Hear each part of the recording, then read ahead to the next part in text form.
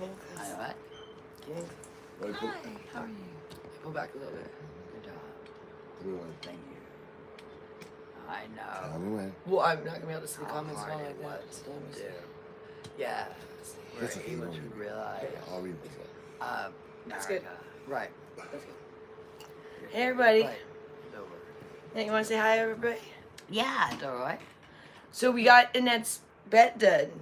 We got a new blanket on her. You guys can see, but look, she's got her new green blanket, and then we got some new pillows today. Those came in the mail. So we got the bed. So we're really excited about that. And that's why you got the job. Oh, you did too. Oh, good. Border Patrol. Hired. Okay, we're all hired. Annette got up and took a shower. Obsolete. Hey, screw up how she looks. Okay, that's enough. She look great. She's really been doing nice with her hair. So that's all because of you guys. So you can really thank yourselves for that. And that feels really good to get up and take her shower. That's not what happened. Hide your gang so you don't have any mind blocks. Good. Are you ready? Trying to keep the music on, but she puts all the news all the time. We're zillionaires. I knew it. Zillionaires. Oh yeah, I love our hat. Yeah, no, you got fired. You have to be a model instead. Yeah, there's no way with Jose you can be a cop. Gabby, two of you got fired. One thing, make sure that there's no cop in jail. Okay, good. There's no one in jail. Huh? No one in jail. Right, so how's everybody this morning? Where's everybody? Okay, where are you? Yeah, where's everybody from in the house today? Who we got in the house? Like what state, what country, what city? Okay, this is made fun. I hope everybody understands we're rectangle. Okay, wait. Everyone, we gotta get to school. Okay, first thing we want to do here is high school. High school comes in on the computer now. Okay, and where did you go to high school? I went to school at Westland. Westland! Come on, Lane! Anybody know Westland? Anybody, any alumni from Westland out there? Well, New Westland is in Oregon, for those of you that don't know. Where are you? You're from Paris. Good morning, Annette, they say. Palmer, Alaska, Stephanie. Okay, that's what Heather says, Heather M says, good morning, Annette. Where are you? Stephanie says she's from Palmer. Roxy's Girl gives a bunch of hearts. Palmer? Where? I don't know where Palmer, Alaska is. Irvine City. Irvine City. She has the Tom Olive. I know. Is that a big or small city? Palmer, Alaska. Right, she's good. I always think Alaska is always cold, but there are probably parts of Alaska that are not cold. I don't know. Wait, are you in a cold part of Alaska or a warm part of Alaska? I am the president. Are there warm parts of Alaska? I remember beef. Okay. Anyways, what's your capital there? Juneau? Capillary? What's the capital of Alaska? Is it Juneau? Juneau. Did you know? Did you guys hear Annette's joke? Okay. That was a good one. Joke book? That was a good one. Okay. She said, did you know? Did you know? Okay. I gave her. Wait. Okay, anybody got some questions for Annette this morning? This is Q&A for Annette. She's already starting with the jokes. I told Annette she should be a stand-up comedian. She would have been a good stand-up comedian. Yeah. All right, yeah. She really... your generation. Oh, I'm joining generation. Call it Kennedy. Generation Kennedy? Yeah, and King is president and got elected. Who? Annette. How'd she sleep in her new bed? How did you sleep in your new bed, Annette? Roxy's World wants to know. Okay, she should be. How was your new bed? I don't know why she owns it. How was sleeping in the new bed? It was good. It was Roxy's World wanted to know. Guess what, you guys? Look, for those of you jumping in, we got the blanket and 2 new pillows came in this morning already from Amazon. Amazon's so great. You order it like that. They come in like that. Something's can be like it's like less than 24 hours. It's amazing.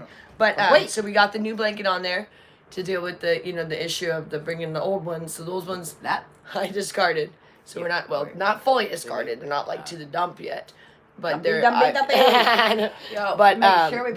tried to get them out of the way. And all of the stuff was in the front yard today. I just can't believe it. I was, oh, dear goodness. Dear goodness. This is so crooked for you guys. But, we do. Like, we live in a really nice community. It's just ridiculous. Hi, Annette. Good morning from WV. What? Do you know where West we are? Virginia? Is that West Virginia? Oh, hello. Or is that West Virginia or is it Tell them something call. else? Hello. That's Charlotte R. Okay, if it's not for free, then don't do it. Lottery government. Right.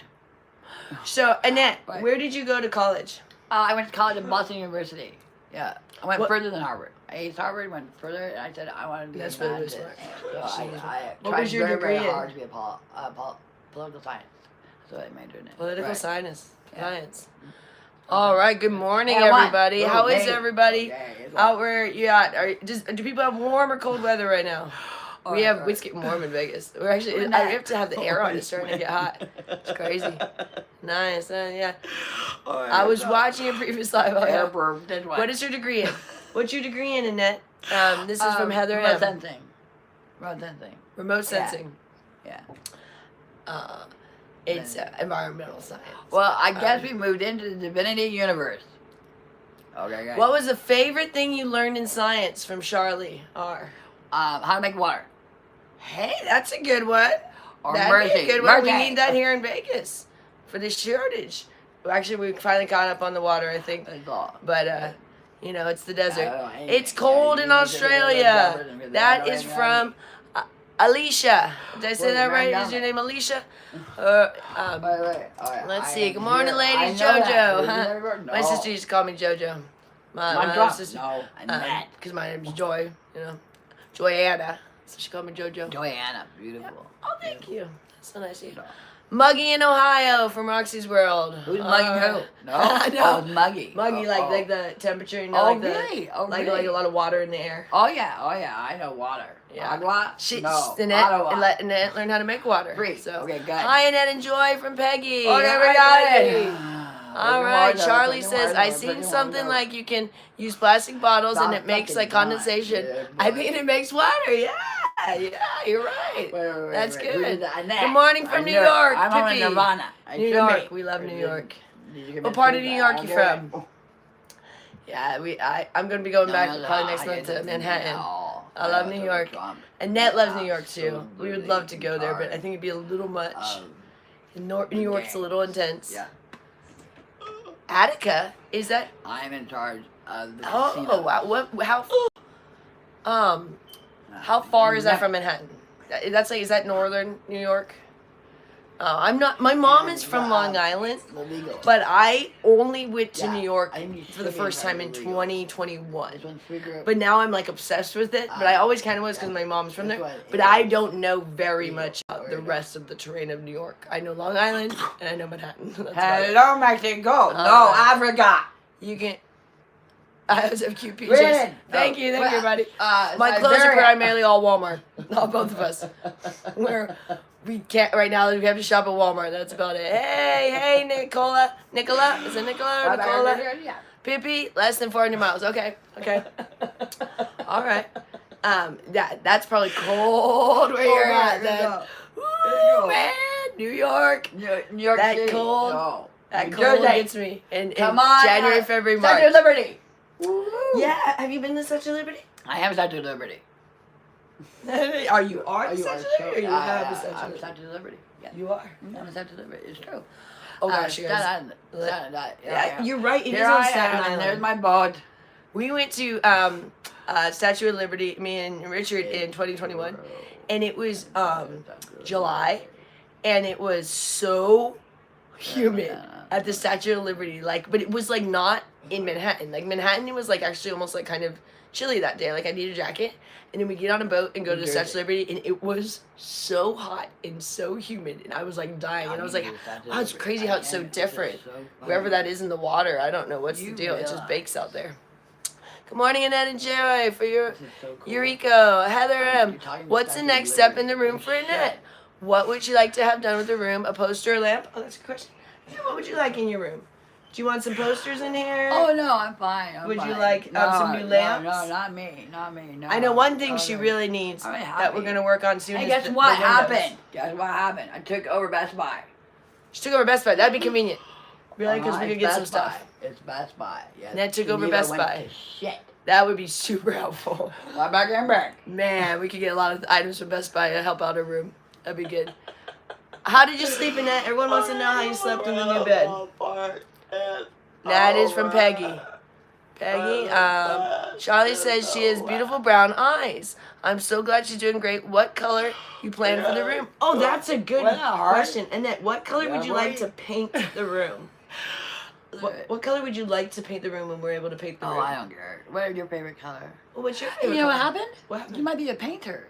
Really? Yeah, I think you might look into that. Okay. Art. I think you might be really good at that. Oh, that's nice of you to say. I mean, I after enjoy modeling, it. That'd be fun. I don't know. You might. I think you really went to the ink. You went to the ink really well.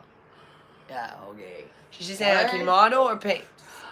Maybe a painter or a model? Both. Both. Yeah, I'd take 2 jobs. Oh yeah, boy. 2 jobs. Done. Well, I'm Done married. deal. All right. I actually really enjoy painting because actually when I was in the Air Force, when you're in the Air Force, when you first go in, when you're in training, like in the military, you do a lot of like little silly jobs to just kind of like do something to do. Yeah, and one of them was they had us paint like 200 rooms in this one building. Yeah, so I have actually painted quite a bit. That's funny she would say that. Okay, but it was just like white. You were just painting white on white, which was strange to me because it wasn't even that necessary. You're just like, seems really pointless. They're just painting white over white, and it was like no marks or anything. Anyways, I did professional painting for 10 years. I need you. I'd actually like to paint. Yeah, Charlie. Bam. Hey, baby blue, give peace. Hey, that's a good one. Peggy says baby blue. That's a, Annette actually in West Lynn painted her room black. Didn't you have it? No, I did not paint it black. No, you didn't paint it black. That's right. Sorry, I have it wrong. Someone who came next, they rented out their house, and someone else painted Annette's room black, and so they had to deal with that when they had a tenant. That's what it was, and that didn't do it. But they rented out the house, and the tenants painted the room black, which is super difficult to deal with to cover on top of. This takes a lot of layers to cover a black paint. Anyways, art therapy is new to me, and it is a real thing, really cool. Heather says, you should try canvas painting. Yeah, good idea. Actually, Annette is an artist. No, I'm an artist? Yeah, you are. Really. I am a mathematician. And a mathematician. But she used to do a lot of drawing. Remember you had like your pencils and stuff. I remember you had a whole art set. We gotta get that again. Jack got bigger tray. Her favorite color is black. Yes, it was interesting that someone painted her room black. But that was like when they weren't living here, but then they were running out and then they moved back funny. in, And so her room had ended up being black, but not by her choice. Okay, good. Okay, what kind of art? She used to do, and what did you like to just do with? Did you draw or did you do? Do I draw? No. Guess what happened? I absolutely am a linguistics. Oh really? No, I'm linguistics. I am talented in mathematics. You are. And Annette is super intelligent. I think you guys are realizing that. Yeah. I mean, she's intelligent. She's very. So she really could do any of these things you guys are saying. It's just whatever she wants to set her mind to. But what we'd love to see her do one of these days is get back on the piano. Huh? She's a phenomenal pianist. Oh, right. On. Yeah, very. Richard is really good too, but Annette's like the best. Their dad was really good. And Annette's the best in the family. I play the piano. Okay, you guys should get some art stuff. Yeah, and that would be great on a live. I know. What do you, maybe like someone said like, how about the guy, what's his name, Bob, the guy that does like the drawings to like make people happy, like where it's just like those paintings. We could have her like it's Joy on a board like paint. Oh, that would be fun. Huh? Like I'd be inspiring to people. What's that guy? That guy, wonderful guy who's been gone for years doing the painting. Bob Ross. There you go. Yeah. We'll have it. The net will be the new Bob Ross. That would be fun, huh? It would be fun. Actually, that's a great idea. We probably should get like one of those boards, whatever you call those, or the stand up, and then you put the paper on them. What do you call those? The Amazon wish list. Yes. You know what? I need to work out. What happened is, you guys, yesterday I was pretty much blogging all day, and then I went to my other job. So the wish list, I have to go in and add all the items. Wonder what we need to draw to do her music. Like what would she need? I know, that's a good point. Yeah, to get her back interested again. Yeah, what music would interest you, Annette, for playing? What would you like to play? What's your favorite thing to play on the piano? My favorite. Disco. Disco. That's an interesting thought. Disco on a piano. Dance. Yeah, like dancing. Yeah. Can we see Gloria? Gloria's sleeping. Gloria's sleeping. I used to like to sing "Sling Me On," etc. Good. Annette, who's your favorite artist? Favorite artist. Oh, my favorite art. Prince Wells. No. Yeah. Like music. What's your favorite musician? My favorite artist. Yeah, you're my favorite artist. No, that was. She said Prince Wells. Oh, neat. Isn't it, Annette? You have such a beautiful soul. So nice to see you enjoying your morning. From Montana, that is Bowie. That's Montana in the house. Oh, Annette, I like your smile so much, says Peggy. Metallica, Annette. Yeah. Is that your favorite Roxy's World? Hey, how about everybody list off your bands that are your favorite? So we're giving that some ideas. But let's find out what you guys' favorite are. Love her. I know she's hilarious. She's absolutely hilarious.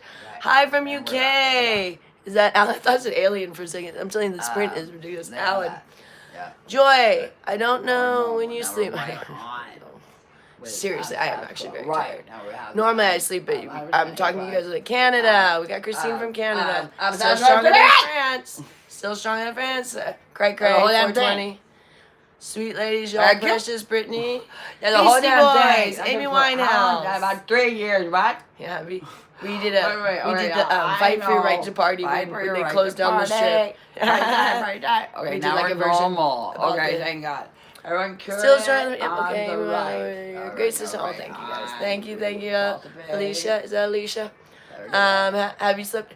Not very much, to be honest. Do you have a picture of Gloria? I mean, do you have it out in the living room? There's pictures of Gloria. I don't have it right here in the room. Good morning, Annette and Joy. That was Danielle. I mean, she's in the living room. She's just sleeping. Good morning, Annette and Joy from Ocean Cat. Microdose shrooms. You know, those can be very, you never, right? The thing with Annette is she's very, very sensitive. And, I am not sensitive. No, I mean, I like, am when, right. to things like, to that. So something like shrooms or even, weed, that can really affect her, even if it's a positive thing. Who affected who last night? It can be too intense for me. And that's favorite curse word. You guys don't know that one yet? Alright, now I know. Let's not have her ask that one. No, you should do a link with your P.O. box. Okay, well, we don't have one yet. We need to get one. Another thing on our list. Love the necklace tonight. Yeah, we got these. They're just like Claire's. You know. I always like get little things like that. I know. Her system is it's very sensitive. Yeah, extremely sensitive. So like, I wouldn't recommend her to try anything like that. Like, especially something like shrooms, microdosing. No, that's work out. No, that would not be. I would not advise that. Morning, Annette from Bowie. You don't want her to have. Yeah, exactly. That's just. That could be so traumatic. Yeah. Well, I like her. Okay, Bert. Very sensitive. Yeah, it's Kodak. Do you like her? Who? Kodak. Kodak? Yeah. Okay, Bert. I do. Kodak. Yeah. Kodak. I'm upset because Annette got bit right here. Hi, Trump. Last night. Hello. Can't believe that. Hi, Trump. In her new bed. So fantastic, right? What? Sure had to do with bringing the blankets back in. But she has a bed bug right I here. did. Poor thing. Oh, yeah, I can do. It's like almost making her. Here, Annette, lean into the camera real quick. Show them your little. Who else? Annette, lean in real quick. Wait. Hello, 30-year-old. You want the generation? Annette, say Kenny! the camera real quick. Say real quick. Show me a little bite you got there. Yeah, spider bite. Woo-wee! Right there. Look at that. Stress. See that bite right by her eye. Wait, things like that drive me insane. I know that. Drive me insane. Thank God that's over. She was like, what's wrong with her eye? I was like, it's a bite. I will talk. Okay, let me see. What do we got going on? Why do I have to eat? I'm indecisive. What do I have to eat? Yeah, I order McDonald's. Annette loves McDonald's. She Annette, what's your favorite thing to get from McDonald's? No, I don't like McDonald's. You know, I like... Which restaurant? Fish and chips. Oh, that's a good one. We should get that today. Would you like some fish and chips today? I'm just playing. That's a great idea. Oh, you're just playing? No, now you don't want fish and chips. No, oh, you know what I want? It's vegan. Oh, yeah. Annette likes to have... Can we do vegan? Annette likes to have vegan beef. Dave, can we go with Dave? Yeah, we're going with Dave. We tell Annette that Annette likes to be vegan, No, but everyone Annette's has- version of vegan it's is law. eating steak It's every day. law. It's law. That's not true. That's not true. I don't care about your view. Okay, right. Can we still go So we vegan? eat that and say she's vegan when we give her steak. Here's your vegan steak. We're always vegan. That's not true. I invented it. She's always vegan. All right, wait. Everyone, We have to where tell her, is the new food? here's your right vegan here. hamburger All right, it's of, time. of All real right. beef vegan. And then legal. And I All can right. definitely go for Everyone a to chip. Reno. She's making, keep it up. Yep, yep, yep. Okay. Oh, yes. You know what? That would be fun. You know where we would love to take Annette? Would be either Vodka. New York or back to Panama. Annette has New York? been to Panama. I've been remember? everywhere. She has, You yeah. know the rectangle? Annette has been to the UK. Yeah. Oh, it's at Harvard. Yeah. All right. She went all by herself. How old were you when you went to the UK? Do you remember that? About 17. Yeah, about 17. She didn't know 17. She went and She wanted to warn Prince William about Kate. yeah. So No, Annette. I did not. I said art.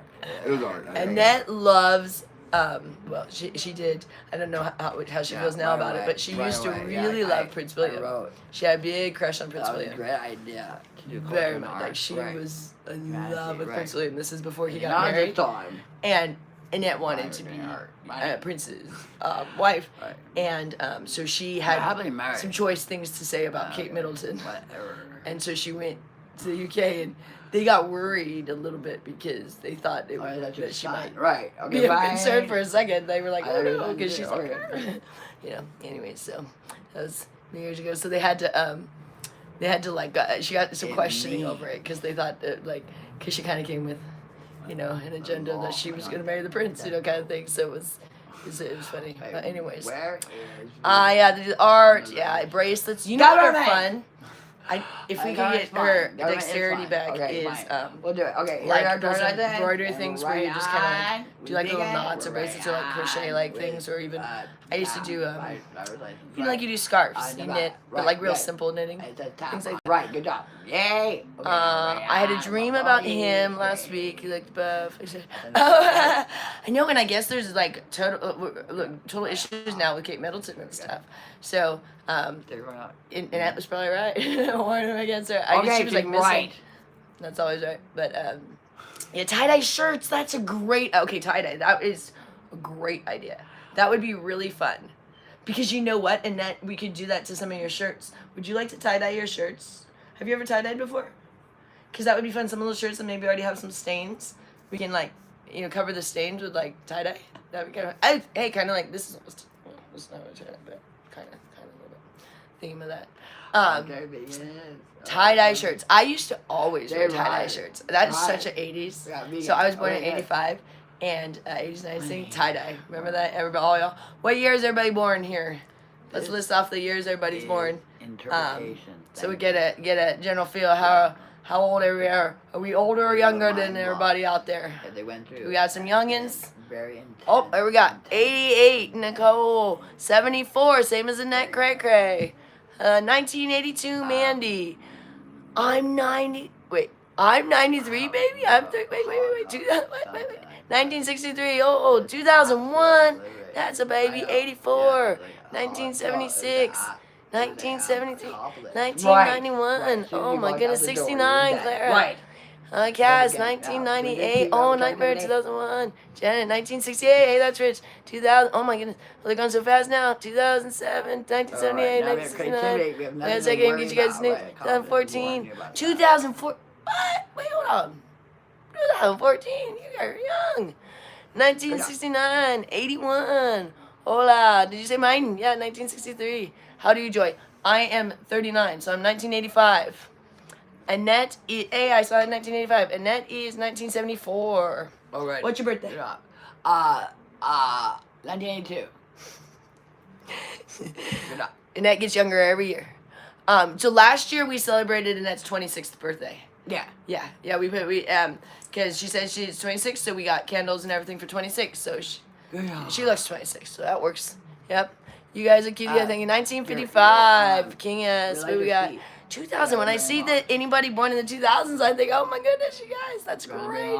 I wish I was as young as you. 1990. All right, rethink everything. Wow, would y'all forgive cheating? Would we all? Yeah, of course I'd forgive cheating. 2012. 1980. 2012. Wow. Wow. I'm ready for a Planet 13 trip. Yes. Yeah. 2013. Are you guys being serious with some of... Come on. People are now... Come on. I can't have people this young in here. This is crazy. No. With the paper. Some of you guys, I think, are saying the wrong years here. 1969, 2000. Okay, now I know we got some silly ones in here. 2023. Oh, yeah, we got a baby here. We got a 1-year-old watching. Get out of here. Now I'm getting 1580. Yeah. Oh, man, we got some old ones. We got some old people and some youngins. We got a 1-year-old and someone from the 1500s. Okay, man, right. You never know. You never know with social media. Right. You never know. Okay, good. Oh. Are you ready? I'm ready. I'm ready to go. Are you done blogging? Yeah, I'm done blogging, Judy. Okay. I guess that's done for today, you guys. Are you sure? Yeah, I'm done. Okay. Are you? Are you guys ready? Yeah. Okay. Everyone. Okay. Annette's done, but look at let's show off your bed at least. Ready to go. So look, everybody, the blanket came in. We're ready. Perfect. You're on the bed. Maybe you just do your That's on the bed. Call the ring cord. No, but the blanket came in, everybody. Let's look real quick. And we got these are brand new, everybody. So these are not the ones that were the bed bugs. So these just came in this morning from Amazon. She picked this color. She wanted this. Oh, careful the cord there. You're gonna trip, baby. We have cords all over because we got these. Right. Fire. There you are. Okay, I'll move it into the other room. I guess she was done this morning. So, yeah, like I said, you guys are here. You never know how long you can get with Annette. Today it was shorter. She was ready to go. Oh, there's a fan. I was like, what is that shadow of Bummy? Do you guys see that? I was like, what is moving? It's the fan. That's funny. Oh my gosh, I have a story about a fan in a second. But anyways, let's get out of her room because we got to get out of here. You guys know the drill. We can't be in Annette's room once we're done. She said she would go, so let's go. All right, let's move.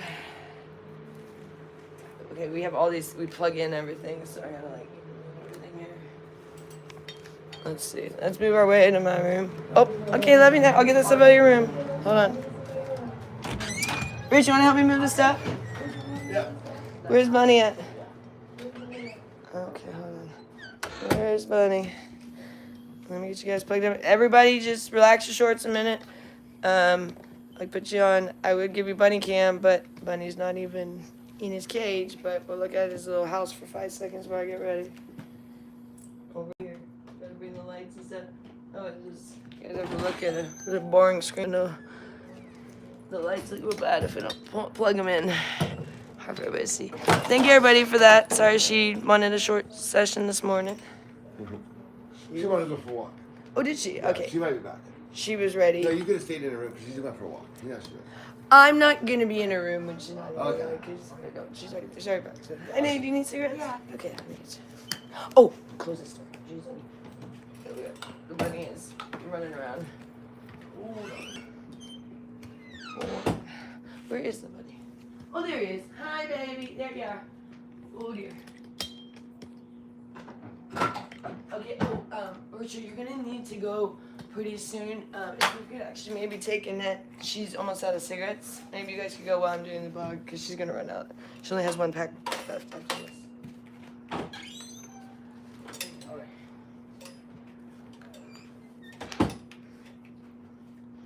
And when I say 1 pack, I mean she has 3 left, because I put them in the packs of 3 for her.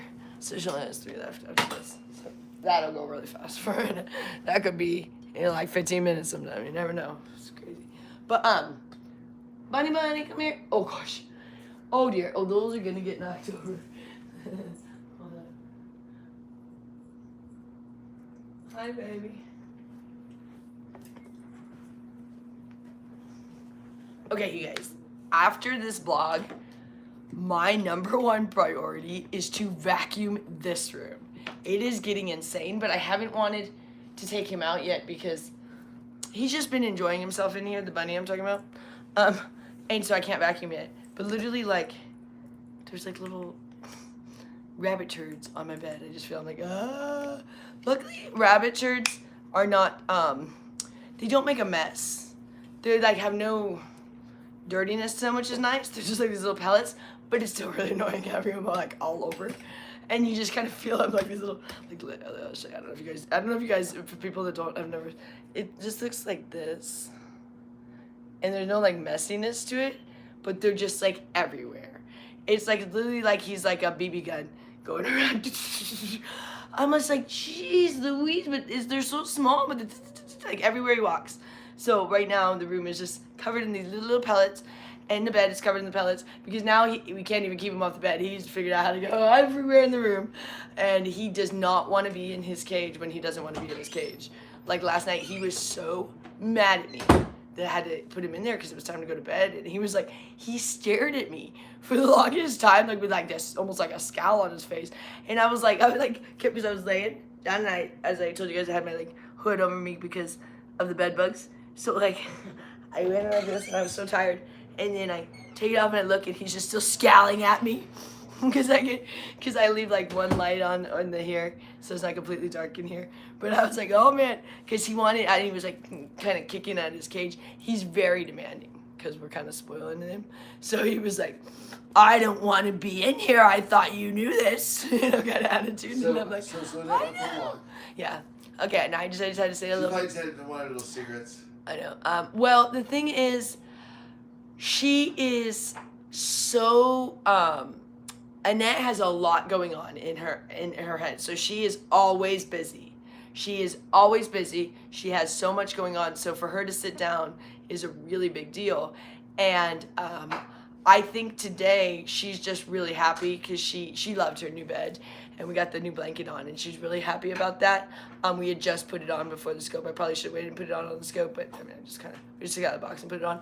But that made her extremely happy because she wasn't super excited that she didn't have blankets last night.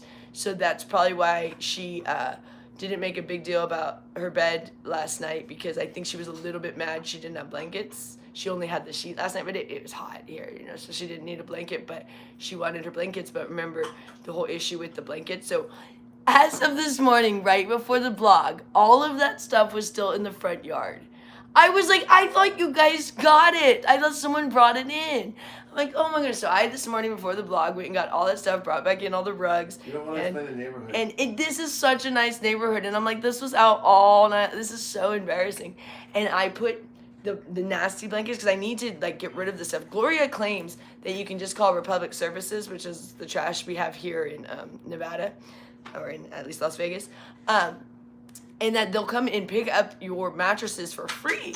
And I'm like, if that's the case, that's amazing. But I can't imagine that's the case, and I can't imagine they want to pick up bed bug mattresses. That's what she's saying, you have to wrap them. But I'm still like, that's a free service? I mean, does anybody know? Does anybody know from Las Vegas? Is it free when you call? Will they come pick up old mattresses for free? Is that like a free service? Does anybody live in Vegas? Do they know that? Because I'm like, if that is, I find that fascinating because that's a really big thing to do. I mean, it's not easy moving mattresses. They're huge. You know what I mean? Okay, a lot of states do. Yeah, they put up the corner. They pick it up. Okay. They have requirements though. Yeah, it should like be wrapped in plastic. Okay. Part of sanitation departments. Oh, so it is something that, is it free? Is it always free? I mean, if it is, I'm like amazing. That's wonderful. I don't know if they'll take ours. She's mad. That's why she's mad. Because I didn't know this. Okay. Apparently this would set Gloria off is because we didn't know about this service. And we said, well, it doesn't cost money. And she's freaked out. No, it's free. I was like, she got really mad. And that's when she started sulking yesterday. So she said, it's free. Apartment, and they come, it's free. Okay, great. We weren't wanting to argue about, we were just saying, oh, it is free. Are you sure? So we thought for sure it costs money. That would be great. Okay, if it is free now, what is it? She said you have to wrap it, I imagine. But I imagine we really need to wrap ours because ours are completely contaminated. So even that plastic that we had was not going to be good enough, I don't think. Some states do it differently. Some states do it for free. Some states won't do it. Yes, I would think. I mean, I would think steaming does not get rid of the bed bugs. So it kills them quite a bit. But here's the thing.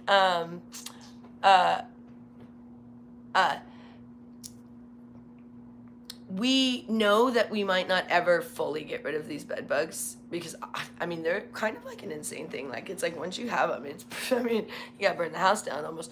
So, but what we're trying to do is really minimize them to as much as we can. And it does make a big difference when you steam clean, at least to minimize them. It might not fully get rid of them, but I'm telling you the difference of like when we first moved in here, of the bed bug situation to each time when we're making it better. So like her room last night versus her room the night before when she had her other bed, the amount of bites, but she did still get bit in the eye, which isn't, I mean, so it still occurs, and I still got bit last night. Oh, that was the night before? Yeah. Okay, good. Richard saying that was the night before. That's good, because that made me upset that was from last night. Okay, good. That's good to know. So it was not from her new bed. What state are you in? Nevada, Las Vegas. How do you how did we get him? Who knows? Gloria pretty much is capable of getting the weirdest things and breaking anything imaginable. She broke a cast iron skillet. I don't know how you break a cast iron skillet. Someone asked on one of the... People have asked us. We said we do not know. I mean, all these things occurred before we were here, so we don't know. I mean, you wonder how this little lady breaks a cast iron skillet. Everything is broken here. Like, everything. Like, all of the cabinets are broken on some level. Like, they're either half hanging on or they're not there at all. Drawers don't really exist in the kitchen. The kitchen pretty much has, like, 2 drawers, I think. No, not really. It has 1 drawer that's broken and one other... Yeah, it has 1.5 drawers. But, so we can't put anything in drawers in the kitchen. That's why I don't know if you guys have seen the kitchen. Gloria uses those coffee cans to put all of the silverware. If anybody has seen our kitchen, there's these... Folgers coffee can, I think it's Folgers or something, Yukon or something, coffee things from when she used to do coffee, and that's where she has all of her silverware and utensils, because we don't have drawers. All of the drawers are broken, or they either don't work, they don't pull out, or they don't exist at all most of the time. If you go over in here, I had our thing in the bathroom was like cockeyed. I'll show you a great example. Everything is broken in this house, and not us, it's Gloria. So every minute it's Gloria. I didn't break nothing. You guys see? Did you see the cockeyed one right there? Everything's cockeyed. Nothing works. Everything's just a little bit messed up. And some things are a lot of it messed up. But everything's a little bit messed up in the house. If it's ever been touched by Gloria, you give her something new, and tomorrow it's broken on some level, or at least stained, or kind of trampled her feet on, or something. I don't know. It's the weirdest thing. Because I am such a person that takes such good care of stuff. And the only reason why the house is even of any level of any, not absolute disgustingness, which is pretty still disgusting, is because of me. I mean, no one else. Gloria only cleans if you start cleaning, and then she'll do a lot of getting in your way, annoying cleaning, but like mopping the floors in the middle of the night so you bust your ass. Did you guys hear my story on the other blog? I'm not kidding about that one time. It was like a skateboard because she had... not only mopped the floors at midnight with the lights off, but then something had fallen that she used to have tried to tape this hard plastic thing to the wall to cover a hole that the tape didn't hold up, so it fell. And so it fell on the floor in the middle of the night. So I took one step on it like a skateboard and like slid and like, I mean, it was like, but like feet up over my head and on my ass. And it wasn't just... Not only did it hurt because you hit but like the actual, when I hit that thing, it actually like sliced my foot too. So it was like, I screamed, and then Gloria goes, the floor's wet. And that kind of stuff happens all the time here. It just happened yesterday. I went to go and, after a blog, and it was wet. And she always tells you after you're already in there. So after you've already busted your ass, basically. Thanks, helpful. I like to say Gloria is the opposite of helpful. Like, you have helpful over here, and then you have Gloria on the spectrum. So you're either a helpful person or you're a Gloria. That's what you are. But then also Gloria is almost, the opposite. You have people who are just kind of that are not helpful. And then you have people that make it like the opposite of helpful. Like, okay, if you had just done nothing, that would be perfect. Do nothing and we'd be great. If she honestly did nothing, that would be more helpful. But she always has to do something. So what we try to do is get her to do things that maybe could be helpful. So that's why we say, let's get her cooking once in a while. Because, like, ideally, it'd be just best if I just do the cooking and we just forget it. Because she's so annoying to do anything. But if we don't give her something, she'll find something to do a little bit that's always going to be the wrong thing. So we have to keep her a little bit on a focus. Otherwise, she's doing things like bringing the blankets in after we just clean the bed, you know, or putting them out in the front yard and stuff, and just nonsense stuff. And so, Richard, please close the door. So guess what? This one here told me all them traps were deactivated because I was freaking out last night because the bunny, you know, we have huge mice traps, like the biggest ones you can get, because we had mice bigger than my bunny, you know, in the house because of Gloria. So, they were not all deactivated. Excuse me, sir. So I'm freaking out about it. Close that door. Because if that were to happen, I don't know how much I could, like, get over that. Of like, my anger for Gloria would be pretty much, I would be like, I don't want to talk to you anymore. Like, just stay away from me, because I would feel like indirectly by her neglect, my bunny got killed, because we have to have rat traps all over the house that are big enough to kill a bunny. That's insane, because you neglected the house for 12 years, you know what I mean? And so if that happened, I'd be, oh. So I'm like, I'm going to prevent that from happening, because literally that bunny, if he went out there last night, could have died. There was traps still. I had to deactivate them this morning. And I'm like, you told me there was no, the traps were already deactivated too, and that wasn't the case, and I have so many other things going on, I can't literally check everything, you know? And they were all over the house, because we had so many, so we had like, probably like 50 to 75 rat traps. So like, I'm like, are they all deactivated? We don't have them all set now, but this is early on, you know. Most of them, I think we've even don't have that many more. They end up getting tossed and stuff. But yeah, they were still set this morning, so that made me super happy, because I'm like, it's just stuff like that of like, imagine if you had a child, and your child, those things hurt so bad. I don't know. I mean, we've all had them snap on us around here on your toe and finger. They are horrible, because Gloria likes to put them in the worst spots ever, which was pretty good actually for catching mice, because mice wouldn't even think that someone would be so illogical of where, I mean, every day it was in a different thing in the most illogical spots. So it actually often caught the mice, because it was like they would never expect for it to be right there. And neither would a human being walking in the middle of the night would it be right in the middle of the hallway, a rat trap, you know? Normally you would put them so that maybe like Annette doesn't step on them, but that wasn't the case. So we have stepped on so many traps, and oh God, those things hurt. God, they hurt. I mean, they're the quick kill. They're supposed to kill a mouse instantly. Imagine what that does to your toe. I mean, it can be bad. Luckily, you know, you usually only get like a little nick of it, because if it gets like the whole thing, you cut your toe off almost. But yeah, I hate them. So I don't even like to get near them when they're, so what I do is I kick them like, so that they set off, because I'm scared to even touch them. Like to even, I know there's a way you can grab them, like, forget that. So when I want to get one deactivated, I just kick it like with my shoe. And like, so this morning I kicked one, and it went so Gloria.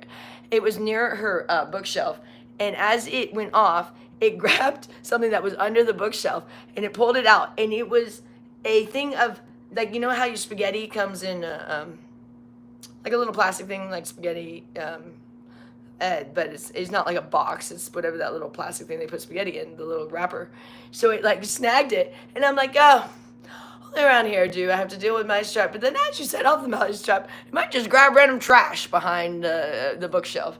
And it was just funny, so it got stuck in the trap, was this spaghetti wrapper, and I'm like, oh Lord, that's just living around here. But you wouldn't even know like that it was dirty, because if furniture hasn't been moved, like some of it hasn't out there.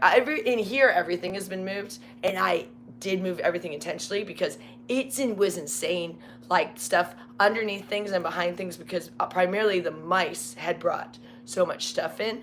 So like if you moved like a dresser, oh my goodness, like under our dresser, they had been starting to live, the little ones, and they were all the carpet so they could get kind of under, and they were starting to eat at the wood under like the dresser. So they'd made themselves little homes like literally under the dresser. So when we pulled it out, there was like, I mean, it was insane. And then they were living everywhere. They were tearing up the carpet everywhere, and we didn't have doors then, so like you couldn't keep them out of like we tried to keep them out of our room, but they were so we tried to.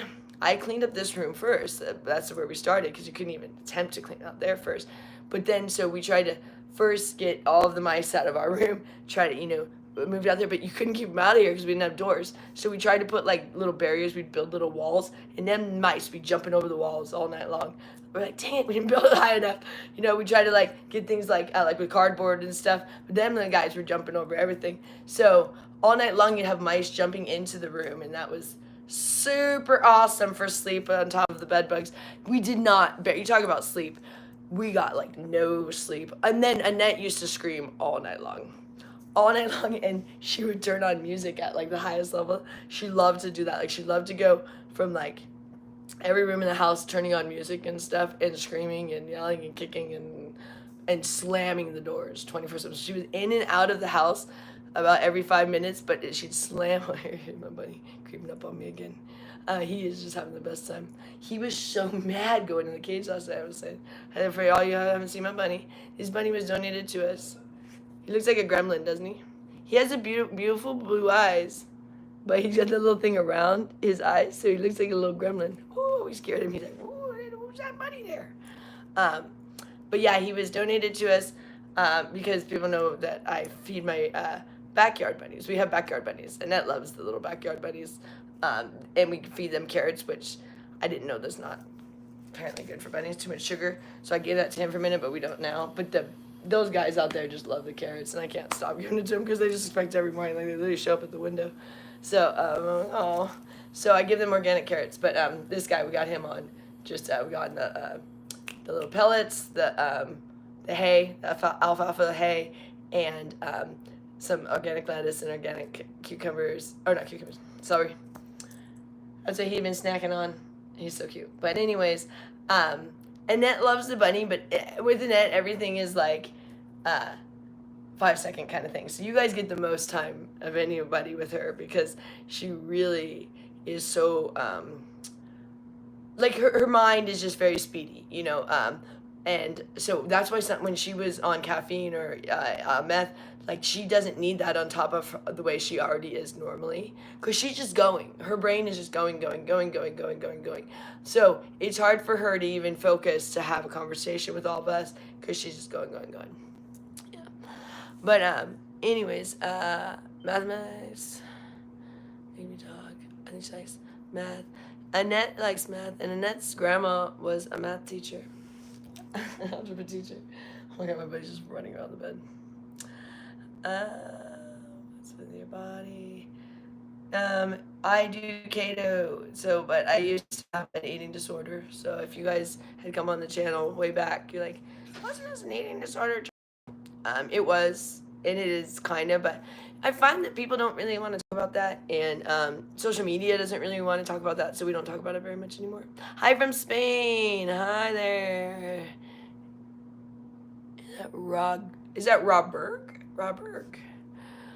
You guys, I can read. If you're like, it's such bad print they choose for these things, and I guess the longer you do it, you must get more used to it. So the people that probably blog a lot, but when you're new, it's like it's just you have to like adjust your eyes to it. And then it also has horrible light, and we're gonna get a new light when we get more money because it's really blinding for both me and Annette. That's what we're both like. Oh, thank you. Joy, thank you. New Zealand, Steve, that's great. My sister, I remember, did a project on New Zealand, when you have to pick a country, and I thought that was so interesting because I really knew nothing about New Zealand, but is New Zealand, I'm going to say this wrong, is New Zealand the Flight of the Conchords? Is that New Zealand? Or is that who they're making fun of in that one? Who's it that they're always making? Yeah, they're New Zealand, right? They make fun of Australians, right? Isn't that the premise of the show? Yeah, don't they make fun of Australians? Isn't that it? I used to always watch those, but it's been so long. Yes, I am very skinny because I did have an eating disorder for a while, and I'm still recovering. But also I'm on a keto diet, so that does keep me very thin. And I'm also just, you guys see what's going on. But I do eat 3 pounds of beef a day, all by myself. At least. I mean, sometimes if I'm really hungry, I'll eat more than 3 pounds of beef. And that's a lot for like a small person. I like my beef. Annette, what I like to laugh about is Annette thinks that eating beef and she thinks the keto diet is vegan. So we joke about it. So we call her vegan when we bring her like a steak or a burger or something. We're like, Annette, here's your vegan burger. She, oh good. She loves to think that meat is vegan. I don't know why. I don't. Annette doesn't like to be corrected on things like that. So we wouldn't ever say, oh, you're wrong. That's not vegan. I mean, there'd be no point to correct on it. But also, she would just be like, no, you're wrong. Anyways, it's a beautiful. Soccer game today. Oh, Sunshine, that's great. Are you a male or female soccer player?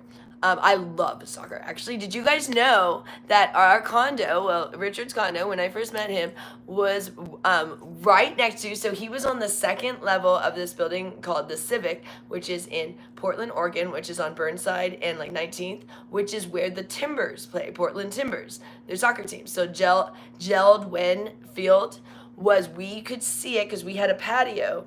We could see that we were right there. We were the closest anyone could get to the stadium, and we had the best. He was the only one that had a balcony. Everyone else just had where you could like look out, like it was like fake things, but they could open the window. But Richard was like the only one in the building that had he had the best unit in the whole building. He was the bala. That's what I'm saying. Gloria pissed it all away. Gambling, but playing ball with my doggy. He's cheating. Your doggy's cheating? Your dog's cheating? Oh, thank you for people saying pretty. That's very nice. I get a lot of that. I look like method and all that stuff, so I appreciate the nice comments. I don't really care if people say negative stuff because I'm just like at the age I don't really care. I'm like, I am who I am. We did Walmart. I think it could have been Target, but I think Walmart. It's only ever to Walmart or Target. That's all I can afford these days. Or Amazon. That's all I can afford these days. So, that's where we shop. I like with the designs, but they never feel that great from those stores. That's the only thing that bothers me. They're always a little itchy and scratchy. That's something I keep kind of pulling on. It's not like super comfy. It's always kind of like, where other shirts kind of always feel a little bit better on your body. Little girls. No. Not from the little girls section. It's because that movie, I think, I got it when that movie had just come out. So it's actually a ladies' top. But that movie, there's a brand new Barbie movie. I live in New York. I love that Stitch. I am going next month or the month after, either June, July. But I love New York. I would live in New York if I could. We just can't take Annette there. She don't want to. Barbie movie, yeah. Hello from UK. Hi, I would love to go to the UK. I've never been. Annette has been. They've all been. I've never been. I would love. Just want to say hats off to everything you do. Oh, thank you. Thank you, Kim. Karen, jump on here real quick. I'm in the middle of cleaning the house. I want to say I'm from Pennsylvania. Hi, Pennsylvania. Wow. See, I've never been to Pennsylvania. Give you a big shout out to my schizophrenic son, Jack. Don't jack me up. Oh, good one. God. It's kind of lame when you're using like mental illness and then making stupid jokes. It's just not really funny. Say hi to Toby. Hi, Toby. Free healthcare in the UK. Oh, that's great. Oregon here. Oh, what part of Oregon? Oregon. What part of Oregon, Kim? I got drunk. Alabama loves you. Thank you, Carrie. That's nice. Yeah, the United States. Yep. This is the United States. Love of Massachusetts. Awesome. Annette went to Boston University. Is that how you say it? Is it Boston University? I don't know. Hello. Delaware. Delaware. Wow. Delaware. You don't hear many people say Delaware. It's one of them states. It's always interesting when you hear like a state that you just don't hear. Well, some people, okay, according to where you live, you might hear a state more often than like I do. So like I've always been more on the West Coast, but my mom is from the East Coast. My mom's from Long Island, New York. But I had never been to the East Coast until actually 2021. And it was actually after my mom passed. She always wanted to take me while she was still alive, but never could afford it. So I never got to go while she was alive. I'm from California. Portland, Oregon. Oh, nice. That's where they're all from. They're all from Portland, Oregon. I'm from Placerville, California, but I was born in Carmichael, California, which is right out of Sacramento. Watching from Pennsylvania, Vancouver, Washington. I lived in Vancouver, Washington a long time. My dad lived in Vancouver, Washington. Tennessee here. I've been to Nashville, Miranda. I like Miranda Lambert. Nice shirt, thank you. We were just talking about Long Island, New York here. Nice. I love Long Island. Oh my God. I do not have children. No, I do not. I have 3 adult children and a bunny. Sydney, Australia. I would love to go there. Oh my goodness. So we watch Big Brother from all of the different countries. I like it way better than our Big Brother. So we watch Big Brother UK and Big Brother Australia. I think I don't even know if they're on anymore or if they had gone off and came back. But I love the Big Brother Australia. That is my favorite Big Brother. It is the best, and the people on there are just the best. We haven't finished this one season. We don't have time. I think we watch it on YouTube, or I don't even know how we access it because we don't have access like on any of the normal. You have to go outside of because in the United States we don't have access to some of these shows that are from other countries. So I think we watch them through YouTube. But love them, love watching shows from other countries because everybody's so alike but different at the same time, which is so we'll do things kind of the same but then just a little bit different. So even like how we structure a show will be different in the different countries, and so it's so interesting because it really tells a lot about like the mindset of the whole country, but how everything like and I don't like how our Big Brother show, all of the people on the show vote to evict. I like in some of the other countries, it'll be like the public that evicts, and I think that's fantastic because it makes the show better where people try to actually be better people, whereas on ours, it's all about kind of backstabbing each other and just trying to trick everybody. And so, and I think it speaks a lot about like certain countries that are a little bit more loving, and sometimes in America we're like at each other's throat, and kind of dog eat dog world here. But that's kind of as America was. You come here and you do your own thing, I guess. But but it's interesting because it's kind of like a microcosm. Is that the right word? Sometimes words come to me and slip away for a second there. Microcosm is a chasm.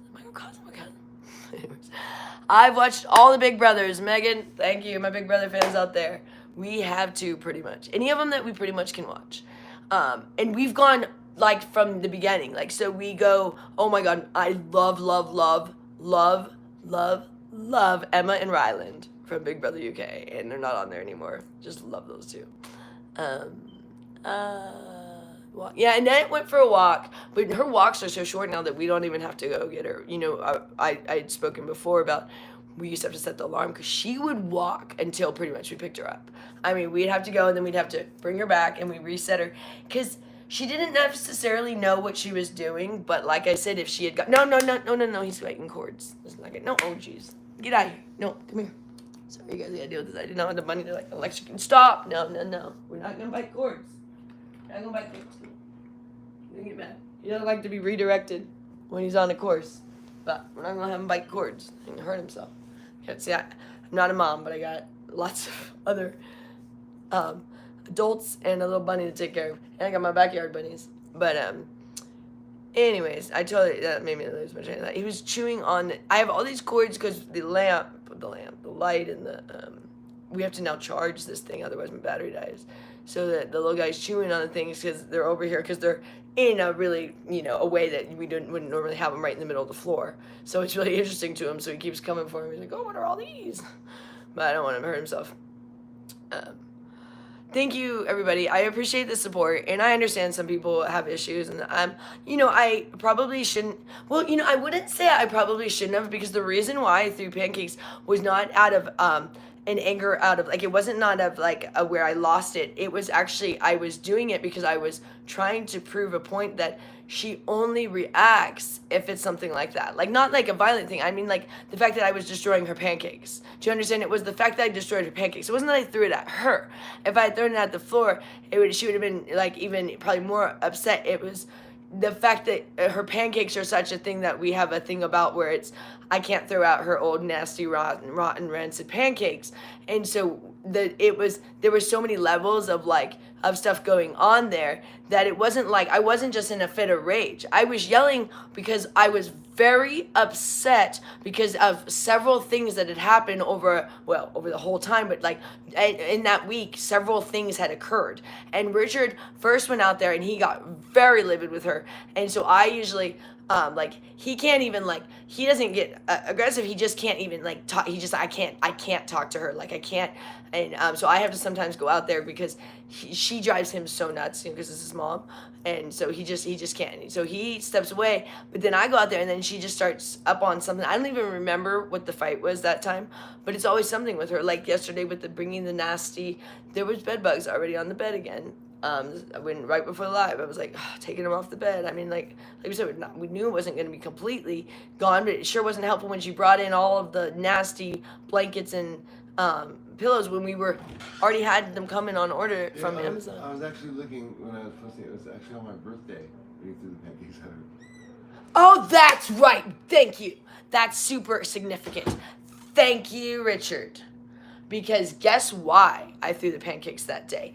That's the why you guys don't know why that was a significant thing. Okay, so we all have birthdays in March. Annette has a birthday in January. She's January 5th. The rest of us are all in March. Gloria's birthday is March 15th. Mine is March 24th. And Richard's is March 26th. So me and Richard often celebrate together because our birthdays are only one day apart. Isn't that weird? My husband's birthday is only one day apart, and then my mother-in-law's is in the same month. So we just get all the birthdays done in 1 month. So it's always known that they come very close together, and that, it's not a like random thing of like, oh, I don't know when your birthday's coming up. It's always like once she has a birthday, she knows right away our birthdays are coming, okay? So we made an elaborate birthday for her this year. We got her a manicure, a pedicure, a facial, a massage. We got her haircut, and we gave her $200 to gamble. We let her gamble because we're like, it's your birthday. Fine, you can go. We don't want to be assholes all the time. Jesus, it's your birthday. I mean, it's an addiction, but we're like, it's your birthday. Go have fun, whatever. Okay. And then we let her go dancing all night with her sister and go out to dinner, and we paid for all that stuff. And we drove them and everything, and we gave her tons of presents, okay? And like an outfit to go out and everything. I mean, all kinds of stuff. So she was through the moon. We bought her a teapot because she had just been making tea in a pan, and I bought her a teapot and everything. We got her something. We made her breakfast that morning. I mean, we got her Chinese food for lunch because it's her favorite thing. And we went through the town on her for her birthday, which was March 15th, okay?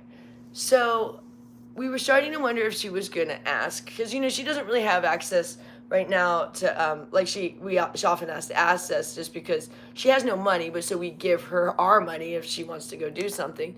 So she feels like she's having to ask us for her money, but there is no money because her money is not even covering barely the mortgage and Annette's cigarettes, basically, and a little bit of stuff. But so there's all these other bills that we're covering alone. You say, well, why don't you guys just cover all the bills and stuff? Well, it's like right now we can't because by living here, we weren't able to do our job to the level we normally do because we've had to step in here. So like it's very hard for me to work, and it takes me much longer to get to work. I don't want to live here. This location is the furthest we want to be from where I work. So it's much harder for me to be able to work from here, and also I'm always doing other things. And so now this would be great if we ever make money on here, which would be awesome. We appreciate your guys' help because then I can take better care of Annette and by being at home and not having to even leave, because I hate when I have to even go to work because sometimes then we don't know if what's going on with her for it could be a couple hours. I've not gone too long for work, luckily,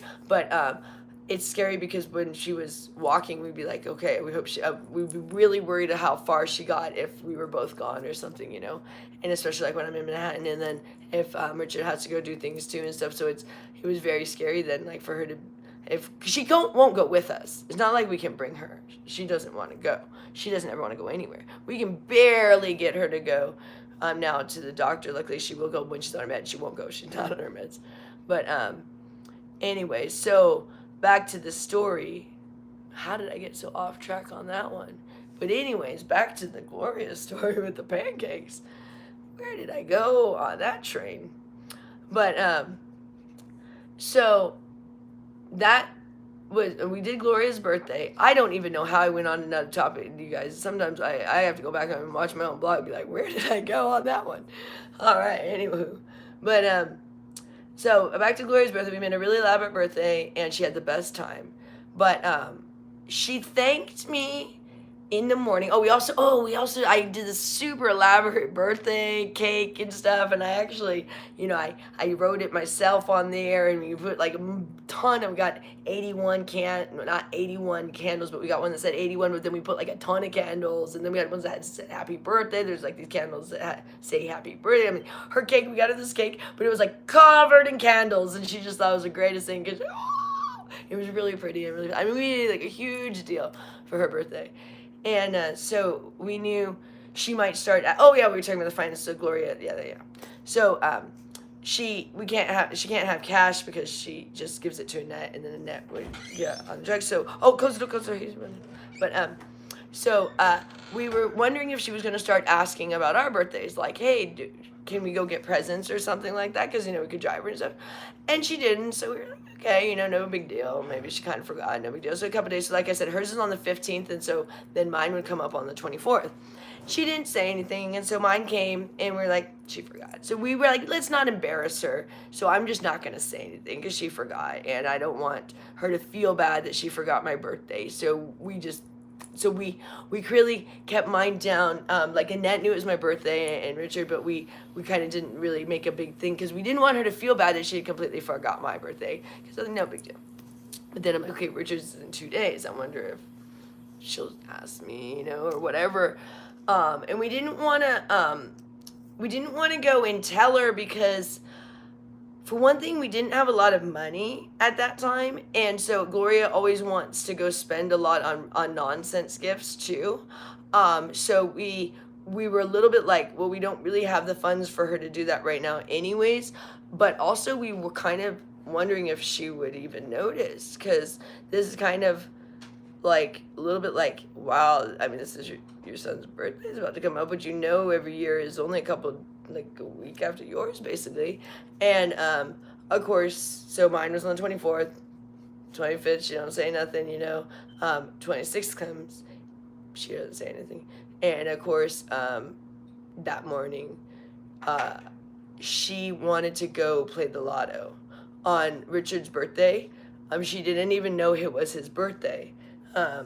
It was her son's 56th birthday, so she's had 56 years with him to know when his birthday is. We didn't have a lot of money, and she wanted to go play the lotto, which the problem is it's not necessarily even playing the lotto, it's the fact that you have to drive about an hour there, and gas is really expensive. And so we didn't have the money for it, but so she freaked out because she's like, well, it's only $2. Because we said she said, can we go play the lotto? Because she's like, oh, it's 8 million or whatever the heck it was. I don't even know, 80 million or what. I don't even know. It was some number that whatever she thinks was great. Every time it's going to be some number. I mean, that's how they get suckers like her to go play. But anyways, so she comes in and she's like, this might be a great idea. We're hoping maybe she realizes it's Richard's birthday or something. Can I go play the lotto this morning? And we're like, she gets these really high numbers right now, And as if it's never not a high number. When is the lotto not going to be a high number? That makes me laugh. I'm like, oh, they're going to have it be $5? Oh, today the lotto's only $5, everybody. Come try to win your $5. I mean, it's okay, it's always going to be a number that's attracts idiots. But she, but anyways, Richard's laughing. I guess I'm laughing. So it's Richard's birthday. So we say we don't really have the money. We still didn't want to say it's his birthday. Oh, but the other thing is it was his birthday. We already were like, he did not want to go drive an hour to go do the lotto at this little hut that at the corner when you meet in California, where it's like they put someplace, oh, here's your little lotto hut, you can go play, for all the idiots like Gloria. Sorry, excuse me to anybody out there that plays the lotto. It's really a waste of money. I'm sorry. Sorry, Lotto, if you're a sponsor. Unless it's someone other than one. Yeah, but that person probably already has spent it all. That's the problem with Lotto winners like Gloria. They spend it before they spend it before they have it. But anyways, so it's his birthday. She's asking, and we say no. We still don't want to say it's his birthday to embarrass her that she forgot it's birthday. But there's the cigarettes. Oh, you need to take her now. That's the last pack. Wait, and the buddy's about to run out the door, so careful. Hold on, he's right here. I gotta get him. We got issues here. Okay, you need to take her to Dottie's because that is the last 3. So take Annette to Dottie's to get the cigarettes. Hi, Annette. We gotta go to the store here and get more cigarettes. So it's his birthday, and she's saying, can we go play the lotto? And the last thing he wanted to do was go drive to do that, even if we had the money. But we honestly didn't even have the money because we were like, we had to make sure we didn't waste the gas, like, because, we were waiting for, like, money to come in, because sometimes, you're waiting for your next paycheck to come in, so you can be really on your last pennies at that moment that you're like, I don't want to waste the gas, and we might not even have enough to get there. But so she comes, she's like, it's only $2. Which Gloria has never played only $2. I've never ever seen her do less than 60 at least, but that would be a low amount. She would usually, if she had it, play like $200 in the lotto. Yeah, so that's $200 to try to win the lotto. So smart. Anyways, instead of just paying her mortgage. But I loved when she used to gamble to try to win her house, is what she would tell me. I'm playing so I can win my house, to pay my house off. But I'm like, you also could stop playing and just pay your house payment. That would be helpful. But even if Gloria had won, she would have never paid the house payment, even if she had won millions. That's what's insane. So that's what was crazy, is it wouldn't have mattered if you gave her all of the money in the world. She wasn't going to pay her bills. She doesn't. That's the issue. And that's why she's mad now that we're paying her bills. She wants that money. She's almost like mad we're paying the bills. It's like, I really would rather be. I mean, it's like, you're living here because they were going to evict you. There was no paying bills. You had done that to the max capacity. So if we didn't step in and now make sure your bills are being paid, and it'd be great if we could just give her the money so she could go gamble her 2,000. But the problem is Gloria's energy is awful when she gambles. Like, she has such a negative energy because it's never enough. So like, you would give her the 2,000, that'd be gone, and then it'd be like, what's next, And her energy is so awful when she comes back from the casinos that it really upsets Annette. It's like she just has this really, really negative energy because she always loses because she doesn't allow herself to win unless it's a hand pay, but then she still plays more and loses before she goes. So she comes back in this negative energy of, I didn't win enough, even if she wins. So because it's never enough for her. So we don't like when she goes, because if she went and she came back positive and it was like she was happy, then we would actually let her go. We would be like, hey, let's just give Gloria a little budget to go gamble. We're reasonable people, and who cares if it's an addiction if she enjoys it. But that's not what happens with Gloria. The second she gets, literally when she even gets in there to go dancing, we don't really like when she goes dancing because she gets like, it's like, I feel like I act like, I say she's fiending, and I guess it is the same as like, because she's just like, I mean, she comes back and she starts getting these ideas of like, let's just go to the casino for lunch or something. And we're like, no, we're not going to go to the casino for lunch, Gloria.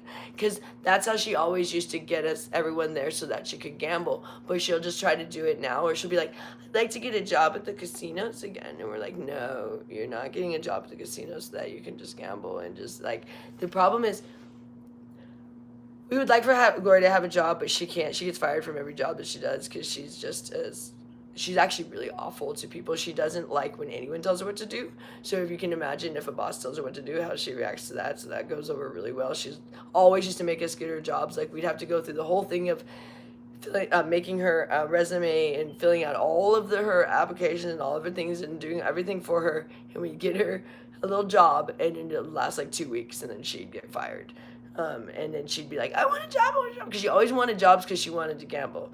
But we didn't realize that she was totally neglecting Annette by having these jobs too and having these little things. She just always wanted out of the house. If we realized she had enough money to pay her bills without a little job, and that she needed to be home all the time, because we assumed that Annette really didn't want her around because Annette is so independent, but we didn't know that she was like completely neglecting Annette, and that neglect needed her around. Because we didn't know what was going on. So we were under the impression she was always like, oh, Annette's not home, and so I don't need to be home, kind of thing, like attitude, like, oh, Annette's never home. But Annette was home all the time. Annette only left because no one was home. Does that make sense? Like, Annette comes back, and if no one's home, she leaves again. So if Gloria were to never be here every time she comes back. Annette might not be here, but you don't know how many times Annette has come back and checked to see if someone's home, because that's what she does. And so Gloria, there were so many levels of things that she did. It was so unaware, and would just be like, oh, Annette never eats, because she wouldn't even pay attention. When she didn't eat often, she was very, very finicky, but she would eat when it was something she really liked. But she would not eat garbage food that Gloria would make. And so Gloria was never attentive to what she actually liked. And I noticed really early on that she loved Skittles. That if she wasn't going to eat when she was being emaciated, she would eat Skittles. So as bad as they are, I was like, get her Skittles. At least she's eating something. And so that's how, and now she always has Skittles. It's her favorite thing. And like no one else noticed that she likes Skittles. And do you know how I found out she likes Skittles? She used to, when we were able to give her money, but that was when she was actually getting on drugs, so that's why we can't have money anymore. But the other thing she would do with the money is she loved to go to Walgreens, which we feel bad she can't do that now. We want to eventually get her a little card, but we wanted to keep any sort of money thing out of her mind for a second to get her off of, like, I want to go buy things, because we wanted to get her out of, we wanted her to find activities that were not money involved, because the money was always going to lead back to her maybe getting back on drugs. So we tried to redirect her. We're like, let's go to the pool instead, or let's go to the library instead of let's go shopping, because that's all her and her mom kind of, that was always a money related thing, and that's kind of the issue here. So but we did feel bad, and we're going to probably give Annette soon. She's getting so much better that we'll give her like a little cash out card so she can go to the Walgreens. But what she would buy from the Walgreens, the sweetheart, was a bag of Skittles, a thing of peanuts, which she doesn't like peanuts anymore for some reason. I don't know. This was when she still had teeth. I don't know if the peanuts are harder for her to eat now, but Skittles, I don't know how she does the Skittles with no teeth. She loves those. It's really difficult. I mean, she doesn't have teeth, so it's very unfortunate, and it's very hard for her to eat certain things. So if she likes something, we do like to get it for her, because it's hard, a lot of things for her to eat with no teeth. It's insane. But she would also buy what she called family care, which was off, because the bugs were biting her. So we thought she was spraying herself with it, which we're like, oh, wow, that's really smart of her to do that. But we found out she was putting it in her water. And so we don't know if she ever was like, but one time she was putting it up to her mouth, and Richard was like, no. So we were like, was she drinking the off? So it's really bad. Things like that. Like it was, she just, like, I mean, that's really bad. And so, and she says, no, you drink it. And he said, no, you don't drink that. No, that's not for drinking. And she used to put everything, water on her food. If you gave her food, she immediately just poured water on it. So if it was like, even like something nice, like if you just made her a beautiful steak, hamburgers, she'd pour water on it. Hey, Team Annette. And salt. If you guys don't forget to give us a thumbs up when you're watching. You know, oh yeah, and okay, and I'm gonna start reading the comments again. I know I get on these little channels. I literally get on trolls. Oh, because we were talking about, so that day with the pancakes, back to the, literally this thing is taking forever. The story was Richard's birthday, so she forgot her son's birthday. She was asking him to go play the lotto, which our big issue why we're even here is because Gloria is a gambling addict. So and there is no money, and we tell her over and over there is no extra money. We don't have extra money, but you are, now it's your son's birthday that you forgot. You're asking on his birthday to go play the lotto. We said no very nicely, but she was insistent and was so mad that at the thought that we wouldn't let her go spend $2 is what, and her mentality was, it's only $2. We're like, it's never going to be $2. Like, even if we got there, you're never going to only do a $2 ticket. But you don't understand, like, we have to drive an hour each way. So that's gas. And gas was very expensive at that time, too, I think. I mean, I think it's come down a little bit. I think it was, like, over $5 then. And a gallon, you know? And so we're like, it's going to cost a lot for us to even get there. And it's, like, your son's birthday. So that morning when I came out, but on top of it, that morning we said, since it was his birthday, I was like, in here doing his presents and stuff, that I was like, I had been making food for Annette every morning, because Gloria had stopped really doing anything. She had been so useless. After her birthday, she had just shut down and did nothing helpful. So I had been making food for Annette during this time. She was letting me during this time for a minute. And that morning it was Richard's birthday, so I was like, you know what, let's get Gloria up, since she doesn't know it's your birthday, but let's just get her up to make pancakes for Annette or something so that she can take care of that while we're doing your birthday stuff, you know? And when he went to kind of nudge her to get up, she was like, can you make them instead? It was his birthday, okay? So that was the first thing, okay? That was before the lotto thing. So I was like, we were still trying to be like, not tell her it's his birthday because we literally didn't want her to feel bad that she missed her son's birthday. You know, we also didn't want to make a big thing of like, oh, we got to run to the store and get all this stuff because we didn't have the money for that too. But it was like her whole mentality that day. And so that's when we were like, it's his birthday. And she didn't even really respond. She was like, oh. She gets mean. Yeah, she was just like, oh. She thinks she's so like, cool. it was like, no, like, oh, sorry, I forgot. Or sorry, it was like, oh, it's your birthday? And then she was all like pissed off at us that we like didn't remind her that it was his birthday or something like that. Or like, you know, and this whole thing. And so then she was even more mad. And so then she just like sulked the entire day. But she was sulking is when I went out there because she was just like so pissed off, and she made the worst food for Annette that morning because that's what she'll do. But when she gets mad at us, like she hurts Annette by doing things like, I'll just make shitty food for her then and stuff, and like, and it's really messed up. And so I was just, there were so many levels of irritation that morning.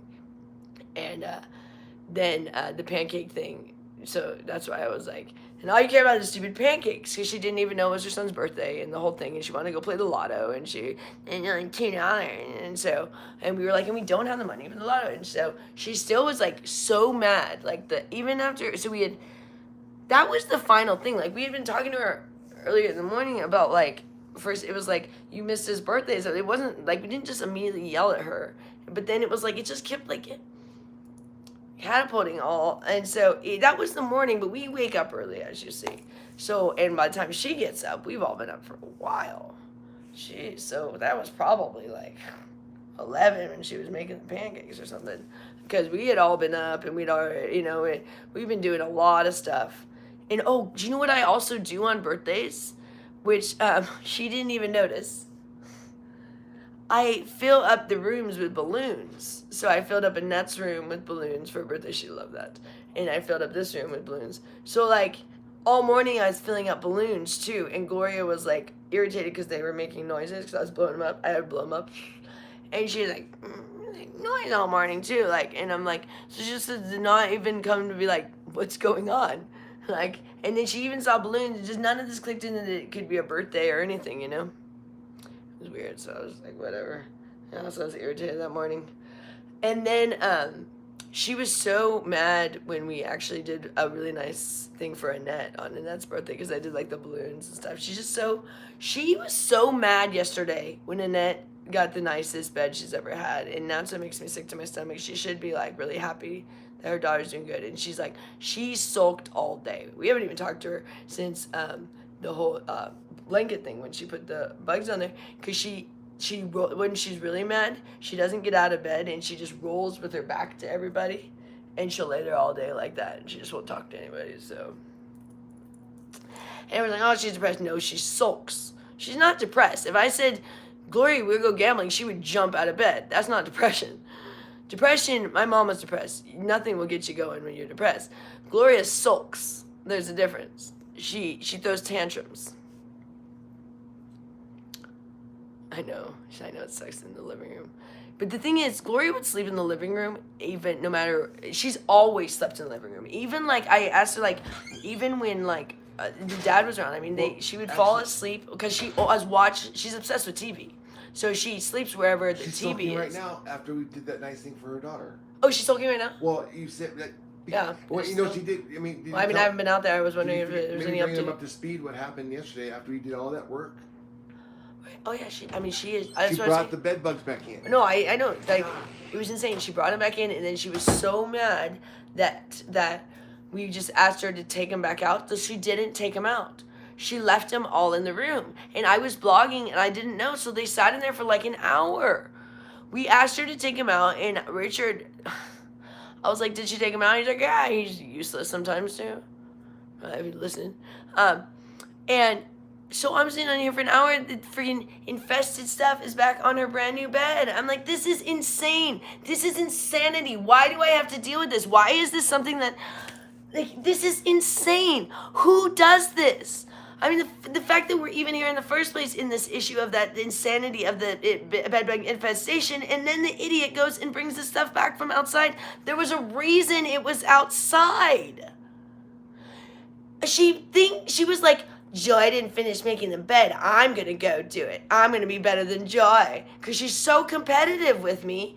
And I'm like, please stop competing with things like that. Compete, like I said, if you want to, the other day I was saying, if you want to clean. But that was not helpful. I know in her mind that was cleaning. No, taking trash from outside and bringing it on Annette's bed is not cleaning. Okay? That is not cleaning.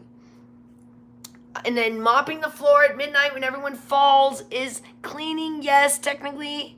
But if you could choose a different time to mop, it's just like, And if you ever ask her to change it at all, then she won't do anything. Fine then.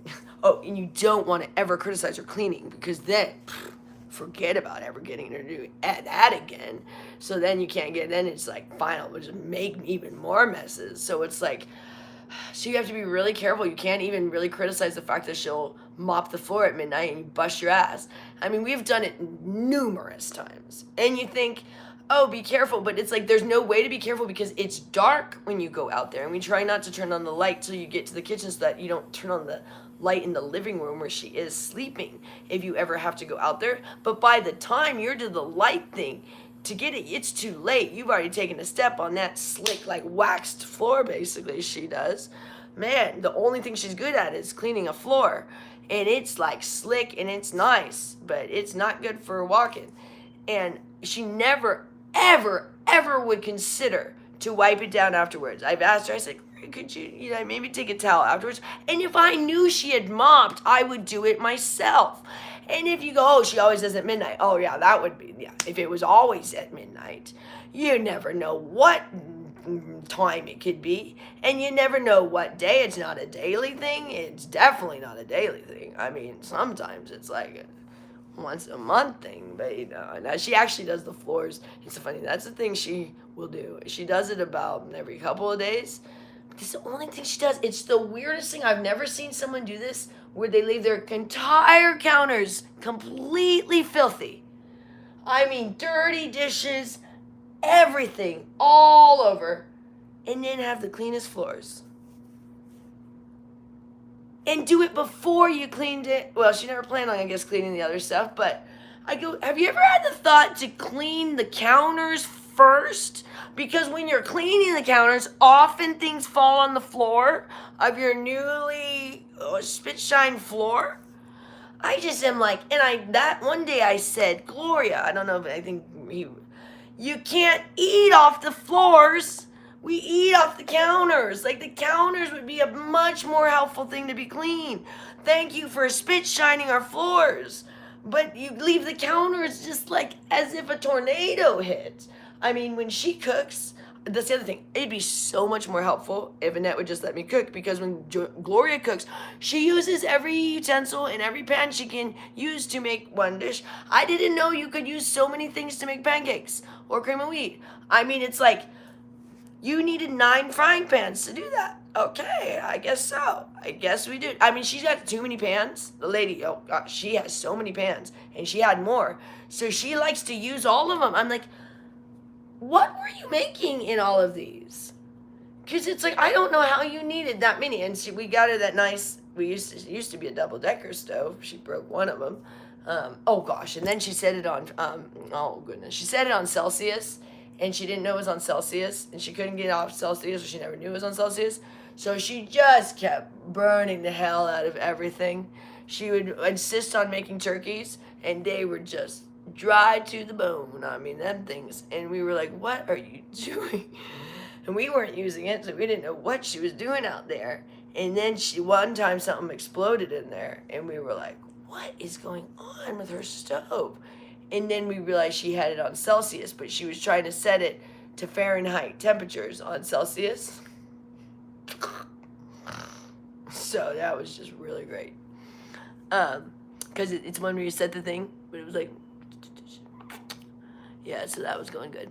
Why does she have so much hate? Because I'm here because of her. I would not be here, living here, if it wasn't for Gloria. This is not my choice life. We did not want to live here. We are here because she neglected her daughter so much that her daughter was about to die, who is my sister-in-law. And so we had to step in. And while we tried to make Annette's life better, she continually makes it harder and harder for us. Like yesterday when we tried to get rid of this insane bed bug infestation that's been going on for so long in Annette's room, Gloria brought back in the infested comforters and pillows after we already had the new ones coming that arrived early this morning, and that we were waiting for. That's why we did not bring those from outside back in. But she was so slighted that she wasn't involved in the project that she never wanted to be involved in until now that it's being filmed. Now she's like wants to look like she's such a good mom, as if the people that don't understand might still agree with her. But if anybody that actually watches the channel, if you think she's a good mom, you are out of your mind. And I'm not saying this in a like we have a disagreement here. It's if you think it's a good mom to have your house overtaken by mice and bed bugs and not pay any of your bills to where you were going to be evicted in 2 weeks. And your bills were so overdue because all you do is gamble all your money away and you neglect your mentally ill daughter. If you think that's a good mom, then you have something wrong with you. So you can keep defending Gloria, and I don't care if you do, because it doesn't matter to me whether you defend her or not. But you realize when you defend her, there's something wrong with your brain, because that's absolutely insane. Like CPS would have taken her if she was a child, but she's an adult, so there's nothing. I called Adult Protective Services and they did nothing. I called the police 5 times and they did nothing. So I was the only one that finally stepped in. Otherwise Annette was going to die, and Gloria still doesn't care. And when Annette does better, Gloria gets more upset. And Gloria is sulking right now as her daughter is doing the best she has ever done, and she's mad because she's doing good because I am here. And Gloria is so upset that someone could come in and help her daughter who was so sick, and it isn't her. And also Gloria likes her to be sick because Annette likes her better when Annette's sick. When Annette gets better, she realizes her mom is a psychopath. And that's what Gloria doesn't want her to realize, so she keeps her down, and she did that for years, and she calls her the love of her life, and her little Annacita, which is not Annette's name, and it's never been Annacita, and Annette doesn't like to be called Annacita. And she does, and it's so disgusting when she says she's the love of her life, when I'm like, if this is how you treat the love of your life, I wouldn't want to see how you treat your worst enemy, because this is absolutely disgusting. And why I talk about her is because every day I have to live in a bed bug infested bed, because you cannot get rid of them, and people say just burn down the house. I wish we could, but they love this house, and Annette is mentally ill, and so you can't burn down the house of a mentally ill daughter who has already lost everything because of her mother, and almost lost the only asset she has left that means anything to her from her dad, of her Porsche, which is beautiful out there, but she can't drive it. It just makes her feel good, and she goes and sits in it. But her mother sold her house that her father built with his own hands. That was Annette's inheritance. In his will, that exists still, we have, it was the house in Westland goes to Annette. That house in Westland doesn't exist anymore because Gloria sold it for I think it was around $300,000. It was $1 million house. She sold it fast so she could come gamble the money in Las Vegas. And she had abandoned Annette for 2 years in Las Vegas. And she came back to gamble the money, and also because someone had broke into this house. It was this house. She left Annette here for 2 years by herself. Annette in way worse condition than she is now. More how she was when you watch the old videos, by herself here. And so someone broke in the house. Gloria didn't come back to help Annette. She came back because she was upset because her stuff was being taken.